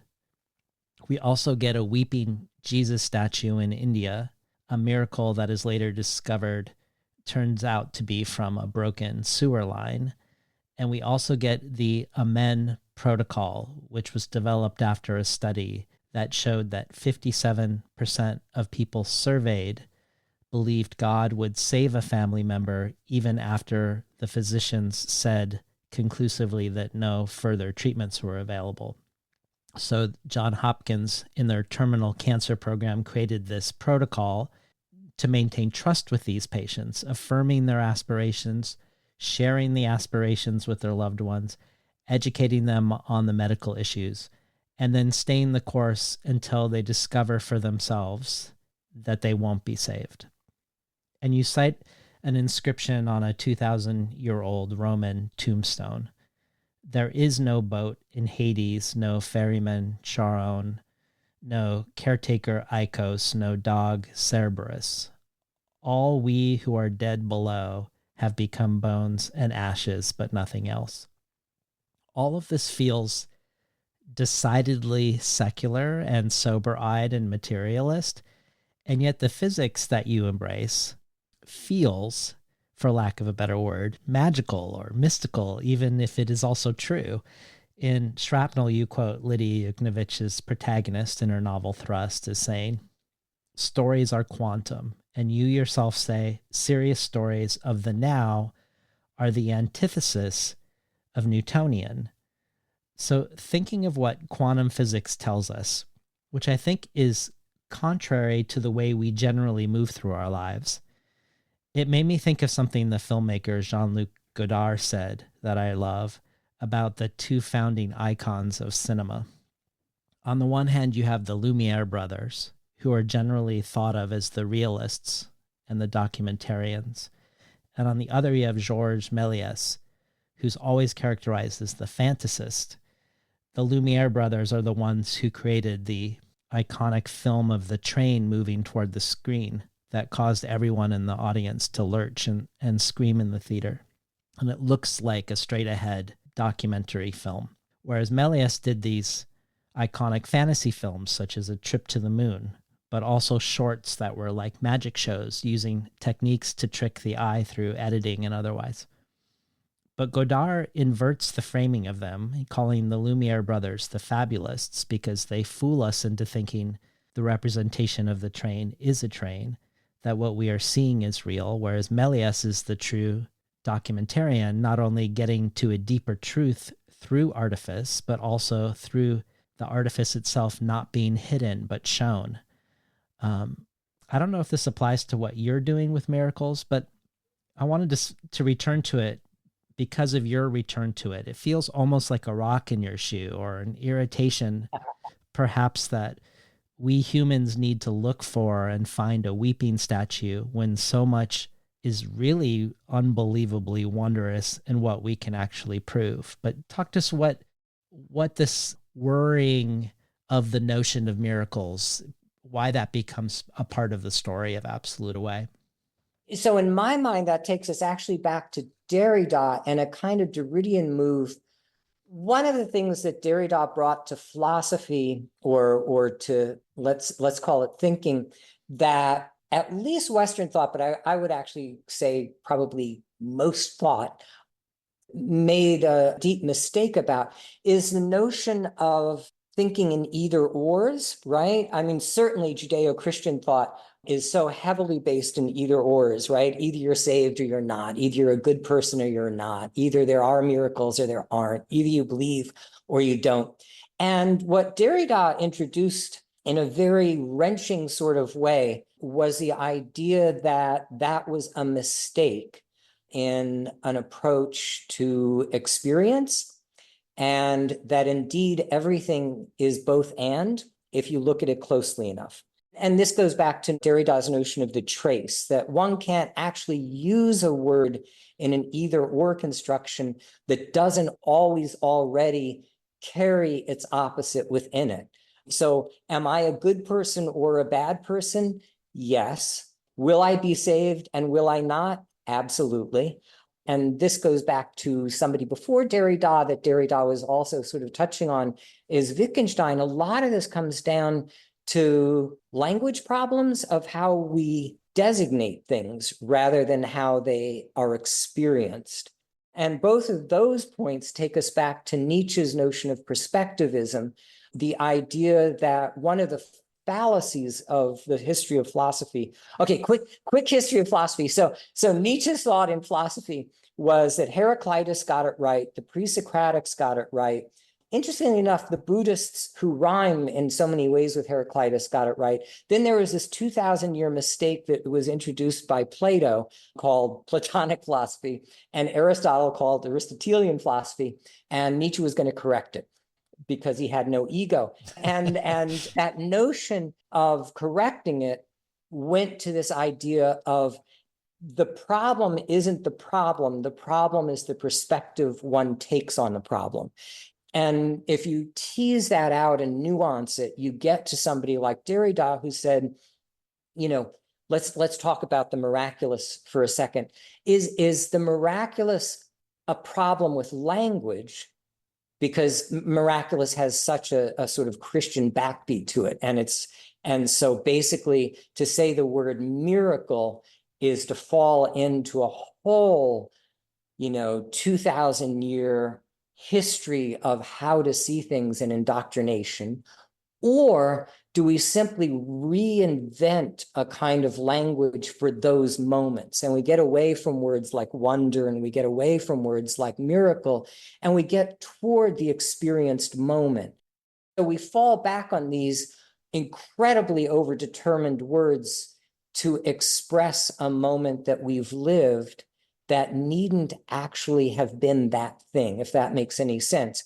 And what Nietzsche always, advocated, and what somebody like Derrida would advocate, is to step away from that, think of the problematization that's housed in the noun, and then to move into other ways of thinking about that. So for me, yes. So the little pebble in my shoe about the notion of miracle is and I think this is true for most of us. For a lot of us, I have no idea what anybody else thinks about the world. It occurs to me halfway through that sentence. But anyway, that I certainly have experienced moments that were, I'm going to get away from Christian terms, that were just incredible, that stood outside of my lived experience, that awoke me in the midst of my dreaming, as I said earlier, that made me feel more alive. Sometimes those moments actually involved death. I was talking about my mom. I was with my mom when she died. I was in the room. I was holding her hand. I never felt more alive. I would never call that a miracle. I would never call that. It was horrible. She was dying in pain. There was nothing miraculous about it, but I felt more alive to be there, more attached, more connected, more everything. But simultaneously, we've all experienced moments in our life that are utterly divorced from those things and utterly practical. Try to balance your checkbook believing in miracles and the IRS will come get you. So I think it's that sense of being able to be fully human. I always think of being human as this really complicated chord pattern. It's not a seventh. It's a dissonant chord. And all the notes in that chord are made up of different aspects of what it is to be fully human. And part of that is to live in that space where we have to take a bathroom break literally in the middle of talking about miracles and time not existing. That's so beautiful for me. That's great. I want to return to form, because I think about the cover of Shrapnel as this image of a knee joint that is busting apart. And as we arrive at part 2 of the book, we not only leap to a different era in time, now with Edith Metzger in the car on the fateful day that a very drunk Jackson Pollock gets behind the wheel, but the form begins to bust apart further. In this middle section, while still modular with white space between sections, there are no titles, and each section is often a phrase or a half-heard exclamation or interjection, with each line bookended by M dashes rather than standard punctuation. There's a sense of interruption, but also of a hurtling forward and a cascading down the page. And when we get to part 3, I think back to part 1 with the burning of the queer and transgender research conducted by and archived by queer Jews. Part 3, in a way, as I think you alluded to at the very beginning of our conversation, is an enactment of transness, not just across gender, but across time and identity and form. Part 2 ends with the car crash and the lines, "What's left of the way I was lying at queer angles beneath the inflexibility of the world." And part 3 sort of says, screw the inflexibility of the world, and imagines a million otherwises for Edith. I don't know if it's the most speculative of the sections or the most real, a true enactment of the notion of multiverses or of multiple worlds in quantum physics. But it opens with Edith Metzger, not as Edith, but Edie, and later as Edda, and also as a Viking on a longboat 1,000 years ago named Eadweird. I thought of the section in Shrapnel exploring what you call anthropology, and how for you the spiral is the ubiquitous structure. Megalithic art in Ireland, petroglyphs in Arizona, fingerprints, hurricanes, shells, draining water, and also, of course, the land art by Robert Smithson called The Spiral Jetty. That's an inspiration for one of your books.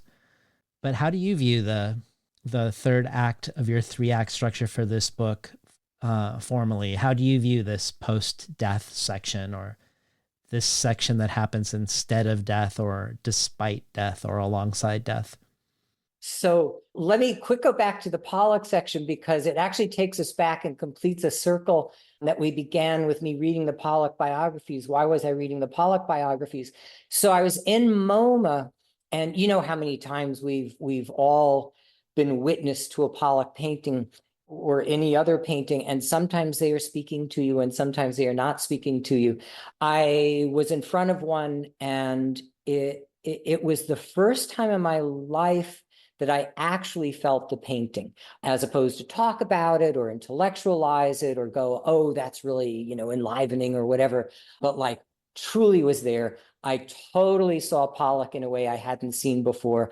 I therefore had to fall into Pollock for a while. So the form of the second chapter, or second movement, whatever we're going to call it, was actually the answer to the question, what would an abstract expressionist page look like? And also, Pollock got to his abstract expressionism by asking himself the question, what would jazz on a canvas look like? And so I wanted it to have jazz elements to it. You know how in jazz you'll kind of set up a riff up front, and then you begin to play with that riff and take it in different ways and create different kinds of harmonics and dissonances, and almost go to the edge of complete chaos and then pull back again. I wanted the page to do that because Jackson Pollock wanted his canvases to do that. And that's relentless falling forward that you were talking about in the second section, of course, is the car hurtling at the same time. That's completely alive, and also a moment of death happening in that chapter. You know, the whole chapter probably takes place in the course of under a half hour, and the last few beats of it actually are probably, you know, seconds long, but last pages. So I wanted to completely reinvent narrative as we moved into, I love your idea of a kind of post-death or a post-reality or a deep reality, and a movement into Minkowski's world of proliferation of possibility. So one of the things that breaks my heart about the novel, and this is something that's really important to me about experimentation, there's a kind of cerebral experimentation which I very much respect and I very much cherish, but it has no blood in it. And I really gravitate toward narratives that both explode at all the ways we've been talking about and is shot through with human loss and human joy and human just blood. One of the things that we haven't talked about in the novel is how much I responded in just incredibly human terms to hearing Edie's story, that here's this little girl, and you know, she survives the Holocaust only to die in the backseat of some drunken lout's car that she didn't want to be in the first place. And then to imagine all of the possible lives that she could have been, all the possible Edies, all the richnesses that exist within that noun, was something that actually broke my heart repeatedly as I wrote the novel. And you know, I mean, this takes us to in certain ways the politics of the novel, beyond the politics of the novel, at how a human life, you know, we're looking at the war now in Gaza, and we're thinking of numbers, and think of all the possibilities that go away every day there. It's amazing, right? That went away on October 7th. And I think that was something that haunted me in the deepest possible way as I moved into the third section. And so there's a kind of cerebral dynamic that's playing in the third section for sure, and has to do with a lot of the things we've already spoken about. But there's also an existential dynamics that takes me into the realm, I want to say, of the horror novel in some strange way. Not the monster in the basement kind of horror novel, but the real horror. And the real horror, I think, in our lives is a kind of anti-foundational, ontological, and epistemological uncertainty that stems from some kind of deep, intractable unreadability, and a kind of, if we allow ourselves to be honest with ourselves, a kind of perpetual existential hovering, which takes us back to the idea of speculative fiction in the sense of fiction that makes us speculate and leaves us in the lurch. I mean, life leaves us in the lurch. Only we can provide the narratives that create a sense of closure and a sense of completion, but life does something else to us, which puts me in mind of Joseph Cornell, another wonderful artist, was once asked what his art was about, and instead of answering, he wrote a formula on a piece of paper, and the formula just read collage equals reality. And it's not only a collage in form, right? Every form suggests a philosophy, but it's a collage of all those notes I was talking about in the chord of being fully human, or the shrapnel that keeps flying at us in bright splinters. And we will shape it, right? That's because we're pattern recognition machines, but that doesn't stop us from not being able to control it. And that strikes me as a horror upon horror, as well as an incredibly wonderful adventure. Well, I would love to spend the rest of our time together with the meditations in both of these new books of yours on questions of home and questions of death, which feel related to me. And starting with questions of home, here's a quote from Absolute Away. If you add up how much space the Odyssey dedicates to its protagonist on Ithaca versus how much it dedicates to charting his aimless wandering across the Mediterranean, the book's deep argument comes into focus. The fundamental human condition isn't one of being at home at all, but rather one of not being at home. The only real form of voyage is that into unpredictability and risk, which is another way of saying into living. You echo this sentiment in Shrapnel in the interview with Andrea Scrima, where you bring up Wayne Kostenbaum's notion of hoteling as an existential condition. You say, quote, "We hotel when we enter a state of physically not being at home that allows us to read, think, become curious, pay attention." And both of these make me think of Joanna Rocco's blurb for your book, Skin Elegies, where she says, "To read Skin Elegies is to ping between verbal asterisms generated by deselving selves, to become in the process deselved yourself. What is a mind without the brain to house it?" Part 3 is replete with travel as chapters, as you've already mentioned. Travel as migration, travel as drowning, travel as reading, travel as metempsychosis apparatus. I thought it was important we spend a moment with you as an art maker around this notion of the importance of being unhoused in a way, or perpetually hoteled, or traveling away from home and maybe even away from self. That's wonderful. Which, not to beat a dead horse, takes us back to Derrida, but that notion we started with of exile, as well as actually the fundamental human condition. What we want the fundamental human condition to be is one of home. But of course, we don't experience that way. I mean, of course, the world doesn't exist as a series of warm and loving homes. The world exists as a perpetual state of travel, which is incredible. Like, again, there's nothing, like, why do we fight that urge? Let me go back a little bit and just fill in a little bit about what you said, because it really was a life-changing moment for me. So I used to teach a course on modernism as well as other stuff, but the course on modernism was an undergraduate course, and we read Ulysses in it, but we always started with what I consider the first modernist text, which was actually the Odyssey. That is to say, modernism wouldn't have existed, I think, in so many aesthetic ways without the Odyssey. Think of things like Faulkner's As They Lay Dying, which is the story of a long odyssey. Think of Virginia Woolf and Mrs. Dalloway, which is an odyssey through the city in one day. Think of Joyce creating a sort of warped vision of the Odyssey. But even in texts like Gertrude Stein's Tinder Buttons, every sentence actually becomes an odyssey, both for the reader and for the writer, where she uses this kind of paragrammar to suggest that we have some kind of home that we're in. But every sentence in her belies that.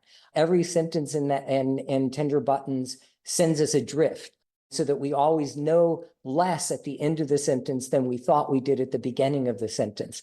So I was teaching the Odyssey, and over and over again, I was doing it for probably decades, and suddenly one day I realized, because everybody talks about Odysseus going home at the end, and there being some kind of what I now come to think of as a Christian eschatology of settling, of redemption, of finding himself, of really being home. And I was like, wait a second, that's not actually what happens at the end of the Odyssey. What actually happens is he comes home and is completely unrecognized.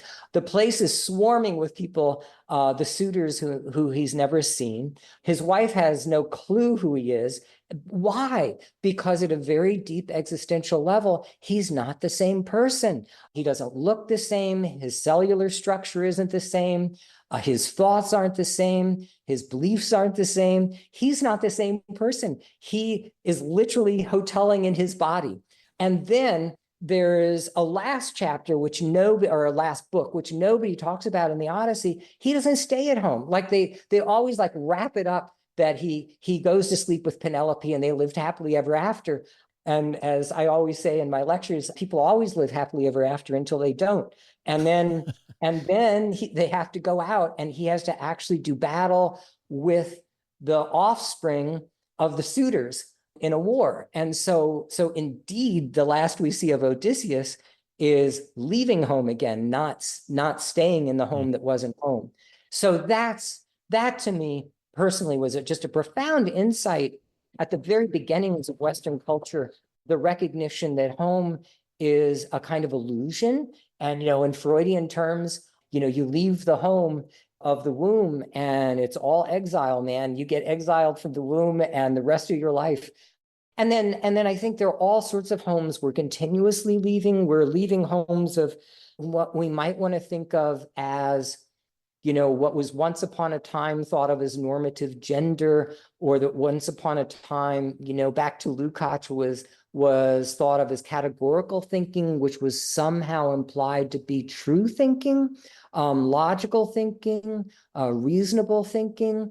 And I think, those things are just acts of trying to get home and build a house where a house never existed. And so what I wanted to do was to create a novel in something like absolute away, but also, in Always Crashing, whose subtitle is after David Bowie. In both senses of the word, it comes after he has died, but it's also in pursuit of the home we once thought of as David Bowie that can't actually ever be reached. And in absolute away, to create a space where the reader's never at home, and that I certainly was never at home. Like I literally in the last section let it grow organically in a way that I was never quite sure where I was going. I was always a little bit lost. And that gave me, the greatest pleasure of fully experiencing on a day-to-day basis. I always think of writing as a space of contemplation, and to go into the space of contemplation where I was truly lost was a tremendously enriching experience. It feels like the perfect time to hear a little bit of the many Derrida sections. I was hoping we could hear a little medley of a handful of them. Perhaps travel as anti-teleological activity, Jackie/Jacques, and then one of the many dispatches from the drift on page 133. Okay, perfect. Travel as anti-teleological activity. 35 years later, theorists Catherine Malabou and Jacques Derrida decided to collaborate on a work called Counterpath, an evolving contemplation by the former, punctuated by postcards from the latter, mailed to her from cities across the globe, as disparate as Istanbul, Athens, and Laguna Beach. The oddly convivial tone Derrida strikes suggests Malabou and he are on a kind of vacation, a word derived from the Proto-Indo-European root for to abandon, leave empty, leave ineffective. that he has taken an extended holiday from, has vacated his customary mode of writing and thinking. The couple travels with each other in the sense that in the 14th century, travel rhymed in meaning with travail, to toil, labor, suffer, give birth, all coming from the Latin word for an instrument of torture, tripalium, by not traveling with each other, even as they travel with each other. Malibu argues Derrida's larger project may not initially seem to resemble a travelogue, and yet it is rife with appeals to and mentions of location, cartography, geography, remoteness, estrangement, so much so that Derrida's oeuvre, which is to say Derrida's life, the daydream house, the Jacques unbuilt, charts a kind of contra-odyssey through normative sense-making, normative modes of being in the world that is continuously and acutely haunted by notions of distance, which ultimately means haunted by notions of mortality. In other words, by Derrida's defining compulsion, inexorable exile. Jackie Jacques. All said and done, this man born in French colonial Algeria to Sephardic Jewish parents, minus, according to him, their Jewishness, under a name he later refused, Jackie, for the American child actor and comedian Jackie Coogan, who began his career in Charlie Chaplin's The Kid as the Tramp's foundling and sidekick, and renewed it much later as Uncle Fester, the hairless teratoid in the Addams Family whose body could mysteriously generate enough electricity to spark a light bulb, has never written about anything else, especially when he seems to have been writing about anything else. For Derrida, it's all travel, travail, playful and painful both, all the way down, in some cases through space, in some through time, in all through mind, which is to say, with and through flesh, born and born a year after his brother's, Paul's, expired, before it had reached its 3rd month, leading Derrida to suspect Jackie Jacques served as a replacement for someone more substantial, yet ever hidden, a supplement to something stingingly present in its absence, some endless deferral of Derrida. Like all theory, his anti-teleological activity is less about itself then than about something else elsewhere, a persistent form of spectral autofiction. There is always something else to say. We always mean more than we mean to mean. Let us call this Derrida's chaos drawer, his drawer of hope and shame. Dispatches from the drift. I have but one language, Derrida writing in monolingualism, which Malibu quotes in Counterpath. Yet that language is not mine. I feel lost outside French. The other languages which, more or less clumsily, I read, decode, or sometimes speak, are languages I shall never inhabit. Been listening to Lance Olsen read from Absolute Away. This notion that Derrida doesn't feel at home in any other language but French isn't his, that French itself was imposed upon him. It makes me think of Paul Celan's vexed relationship with German too, and Derrida saying in an interview, quote, Celan's language is itself a hand-to-hand combat with the German language, which he deforms, transforms, that he himself attacks, cuts into. He takes it out of the body of the German language. In my own modest way, I do the same thing with French. It is a battle not only between two languages, but between two languages that are themselves in an internal war. There is internal combat in every national language every time there is writing. Or when I was talking to Solmaz Sharif about her collection Customs, which in some respects is about addressing the metropole from the colony, I brought up Edward Said's describing himself in one interview in an Israeli paper as the last Jewish intellectual, and me wondering if he meant this in regards to one's relationship to the metropole, that when one syncs up identity with nationhood and nationhood with language, wondering what damage that does to the intellectual life of a person who sees no daylight between these things. And I wanted to tie that back to the book burning from part one and Goebbels' desire to have it at night so as to hearken to a mythic memory of an ancient Nordic past. Talking about the David Bowie book, you say, identity, which from a certain perspective is to say the past, is nothing if not an anxious, distressed space. And in the Andrea Scrima interview, you say, grim populism is a clear fear response to the deep-seated feeling that we are all, in some sense, becoming perpetual migrants. And in that same interview, you say, the older I get, the more I realize I've been mourning all along for an America that never was. All of this reminds me of the work of Svetlana Boym, the author of, among many other things, The Future of Nostalgia. And here are a couple of things that she said. Quote, all ghosts, longing, is what we share.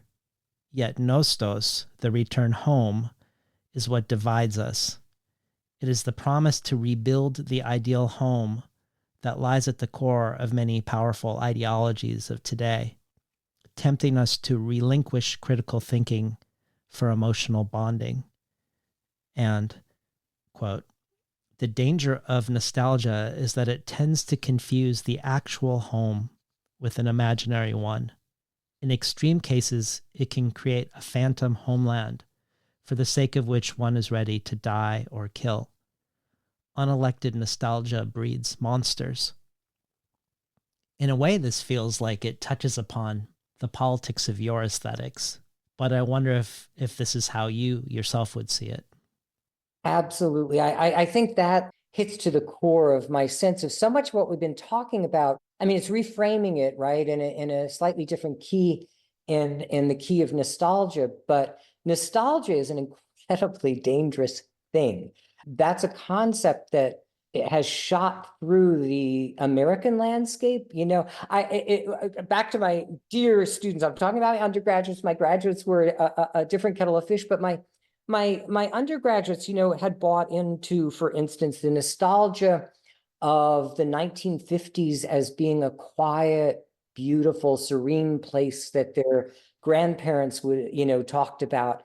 And it's like, dude, we really have to talk a little bit about what was going on in the 1950s, right?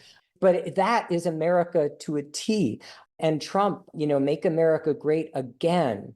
And nostalgia, and Hitler with this idea of creating a Reich that looks back to something that never actually existed except as a myth. And of course, questions of the miraculous are just nostalgia for a future that never exists, an afterlife. Like, you know, I'd like to see the evidence lined up on that. And what that evidence would ultimately point to is a nostalgia for a future that doesn't exist, that has no evidence for it. That's part of that human search for home, right? We're exiled from a home and we spend the rest of our lives going back to it. It's that crazy romanticization we were talking about of childhood, that somehow childhood isn't this incredibly weird space. And we then, since we've lost that, try to find the home at the end of our life or post-life. And I think all of that, speaks to not only America, but certainly America. I think we talked about this last time. One of the things that makes me so happy in German culture is the idea of them having made a project after World War II of coming to terms with their past.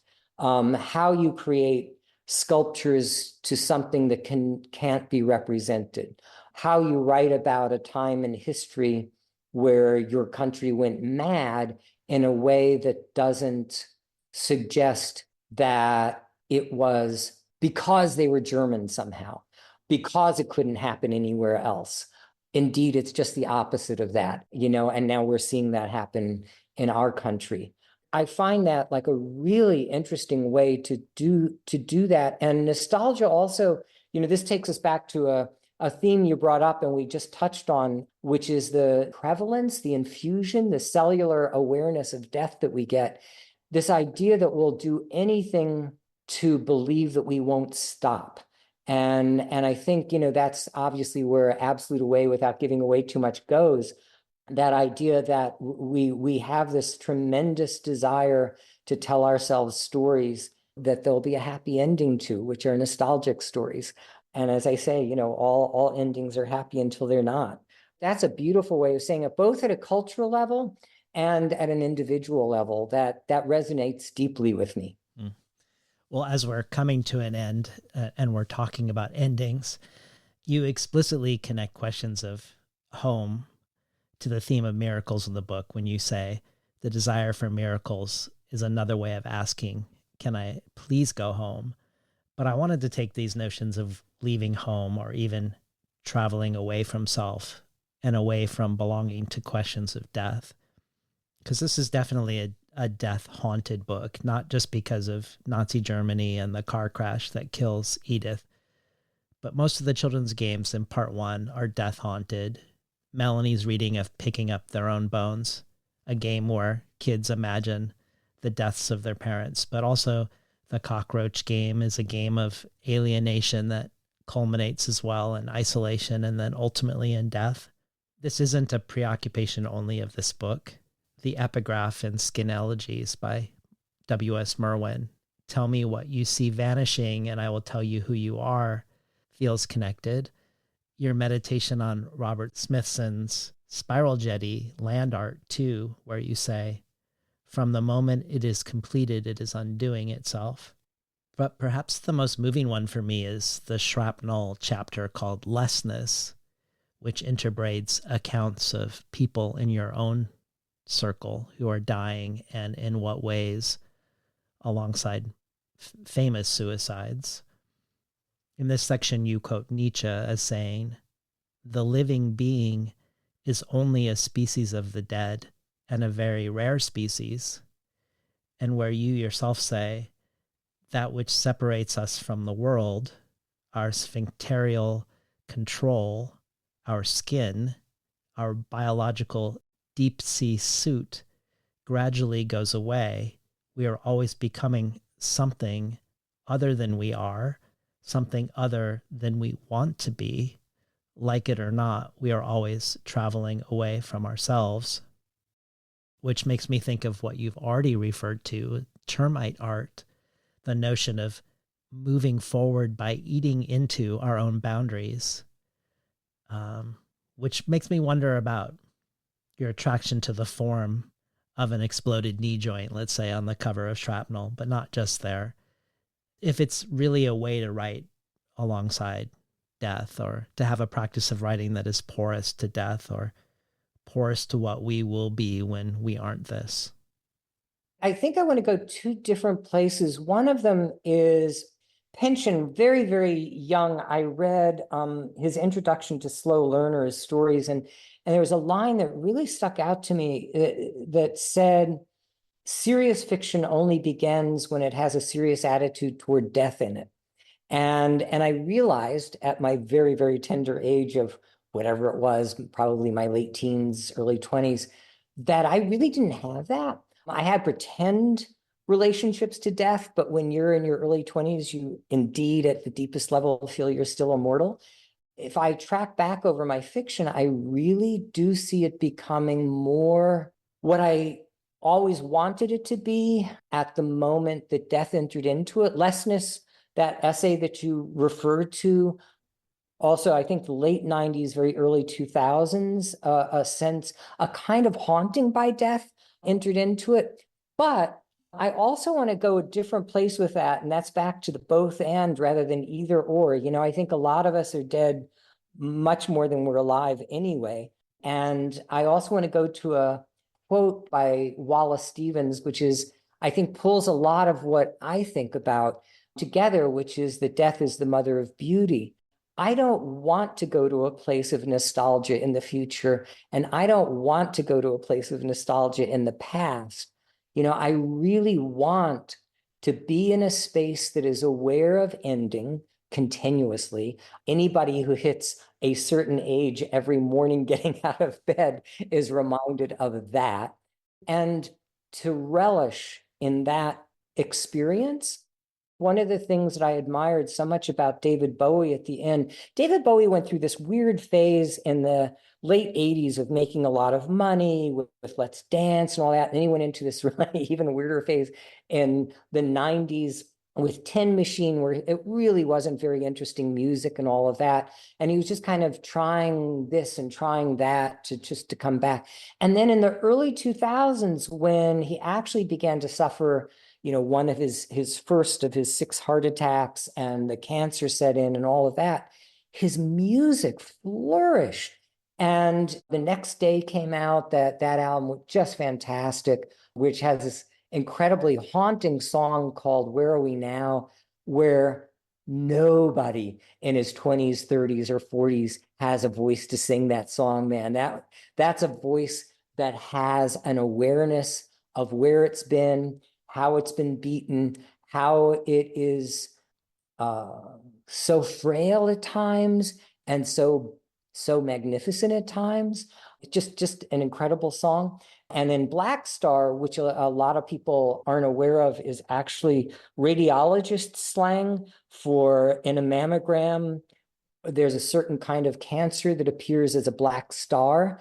Nobody knew this when they were working on the album or anything, but Bowie understood that he wasn't following a star. He was aware of a black star growing in him. So I gave a lecture in Bordeaux a couple years ago about a lot of what we've been talking about today in one way, shape, or form, and that made it in as the first essay in Shrapnel. And it was so sweet. All the graduate students who had attended, it was this conference, for the rest of the conference, referred to me as Dr. Doom, and they were all like, "Hi, Dr. Doom, how you doing?"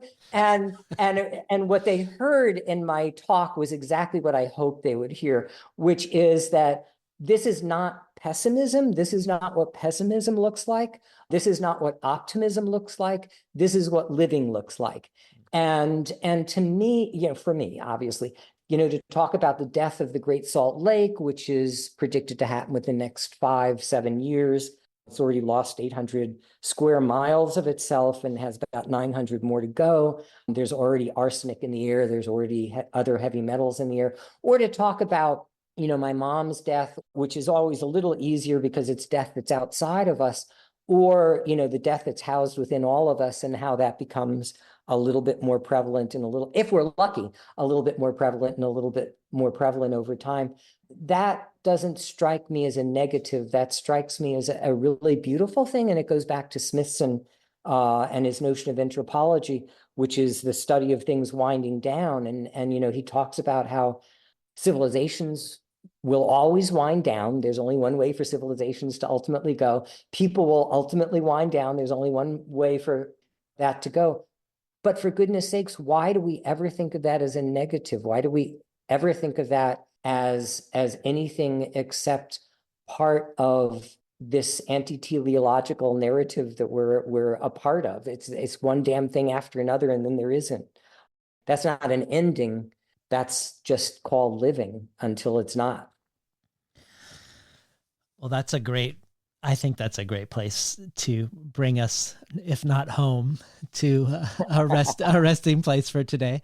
I know you have another book, if not several more in the pipeline, not just because of your track record to date, but because you've done a reading from a forthcoming book for the bonus audio. But do you want to say anything about either what we can expect from you next, or what boundaries of writing you're interested in pressing against or termiting your way through?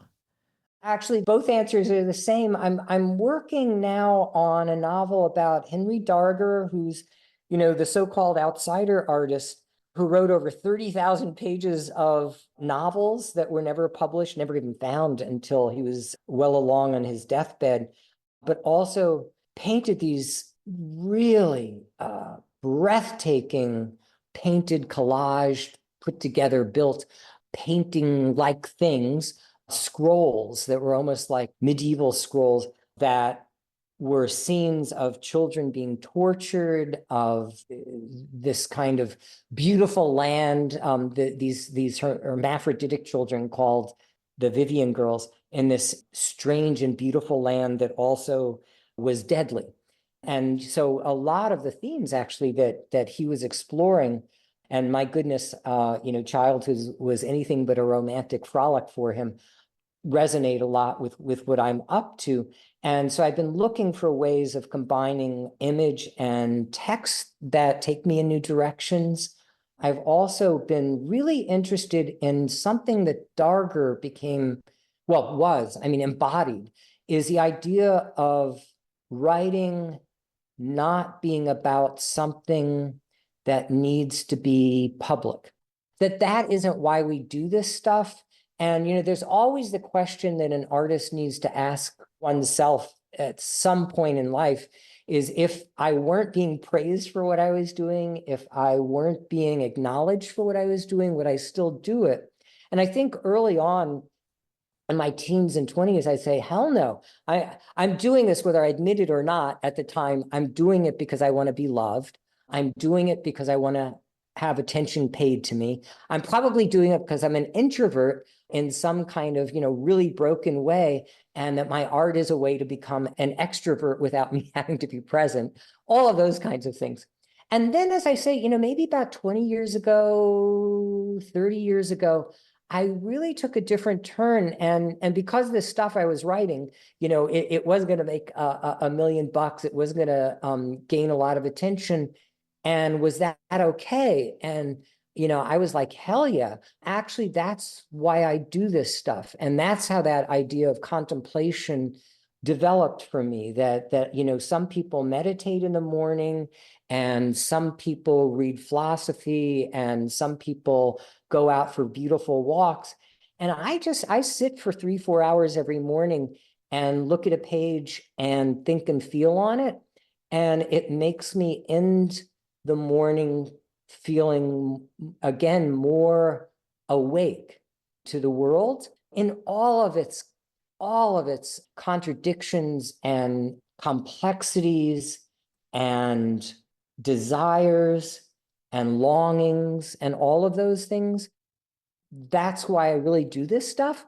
And I can imagine I can imagine this novel I'm working on about Henry Darger. It's called right now it's called An Inventory of Beneficent Butterflies, which is riffing off of a title that he gave one of his paintings.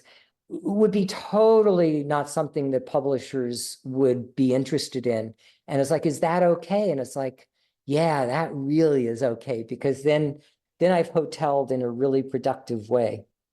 Well, thank you for coming back on the show, Lance. It was so great.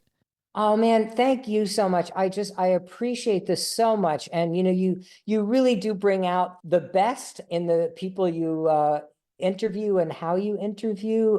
So I just can't thank you enough for both your own writing and also your both thinking into writing in the most, beautifully nuanced and rich, and what would you call it, sort of emotionally illuminating ways. Thank you, Lance. We've been talking today to Lance Olsen, the author of both Absolute Away and Shrapnel. You've been listening to Between the Covers. I'm David Naiman, your host.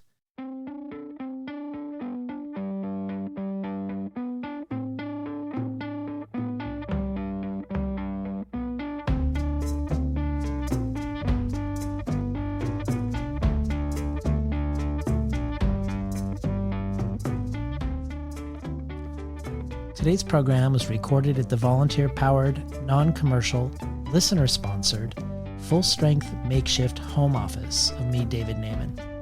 You can find more of Lance Olsen at lanceolsen.com.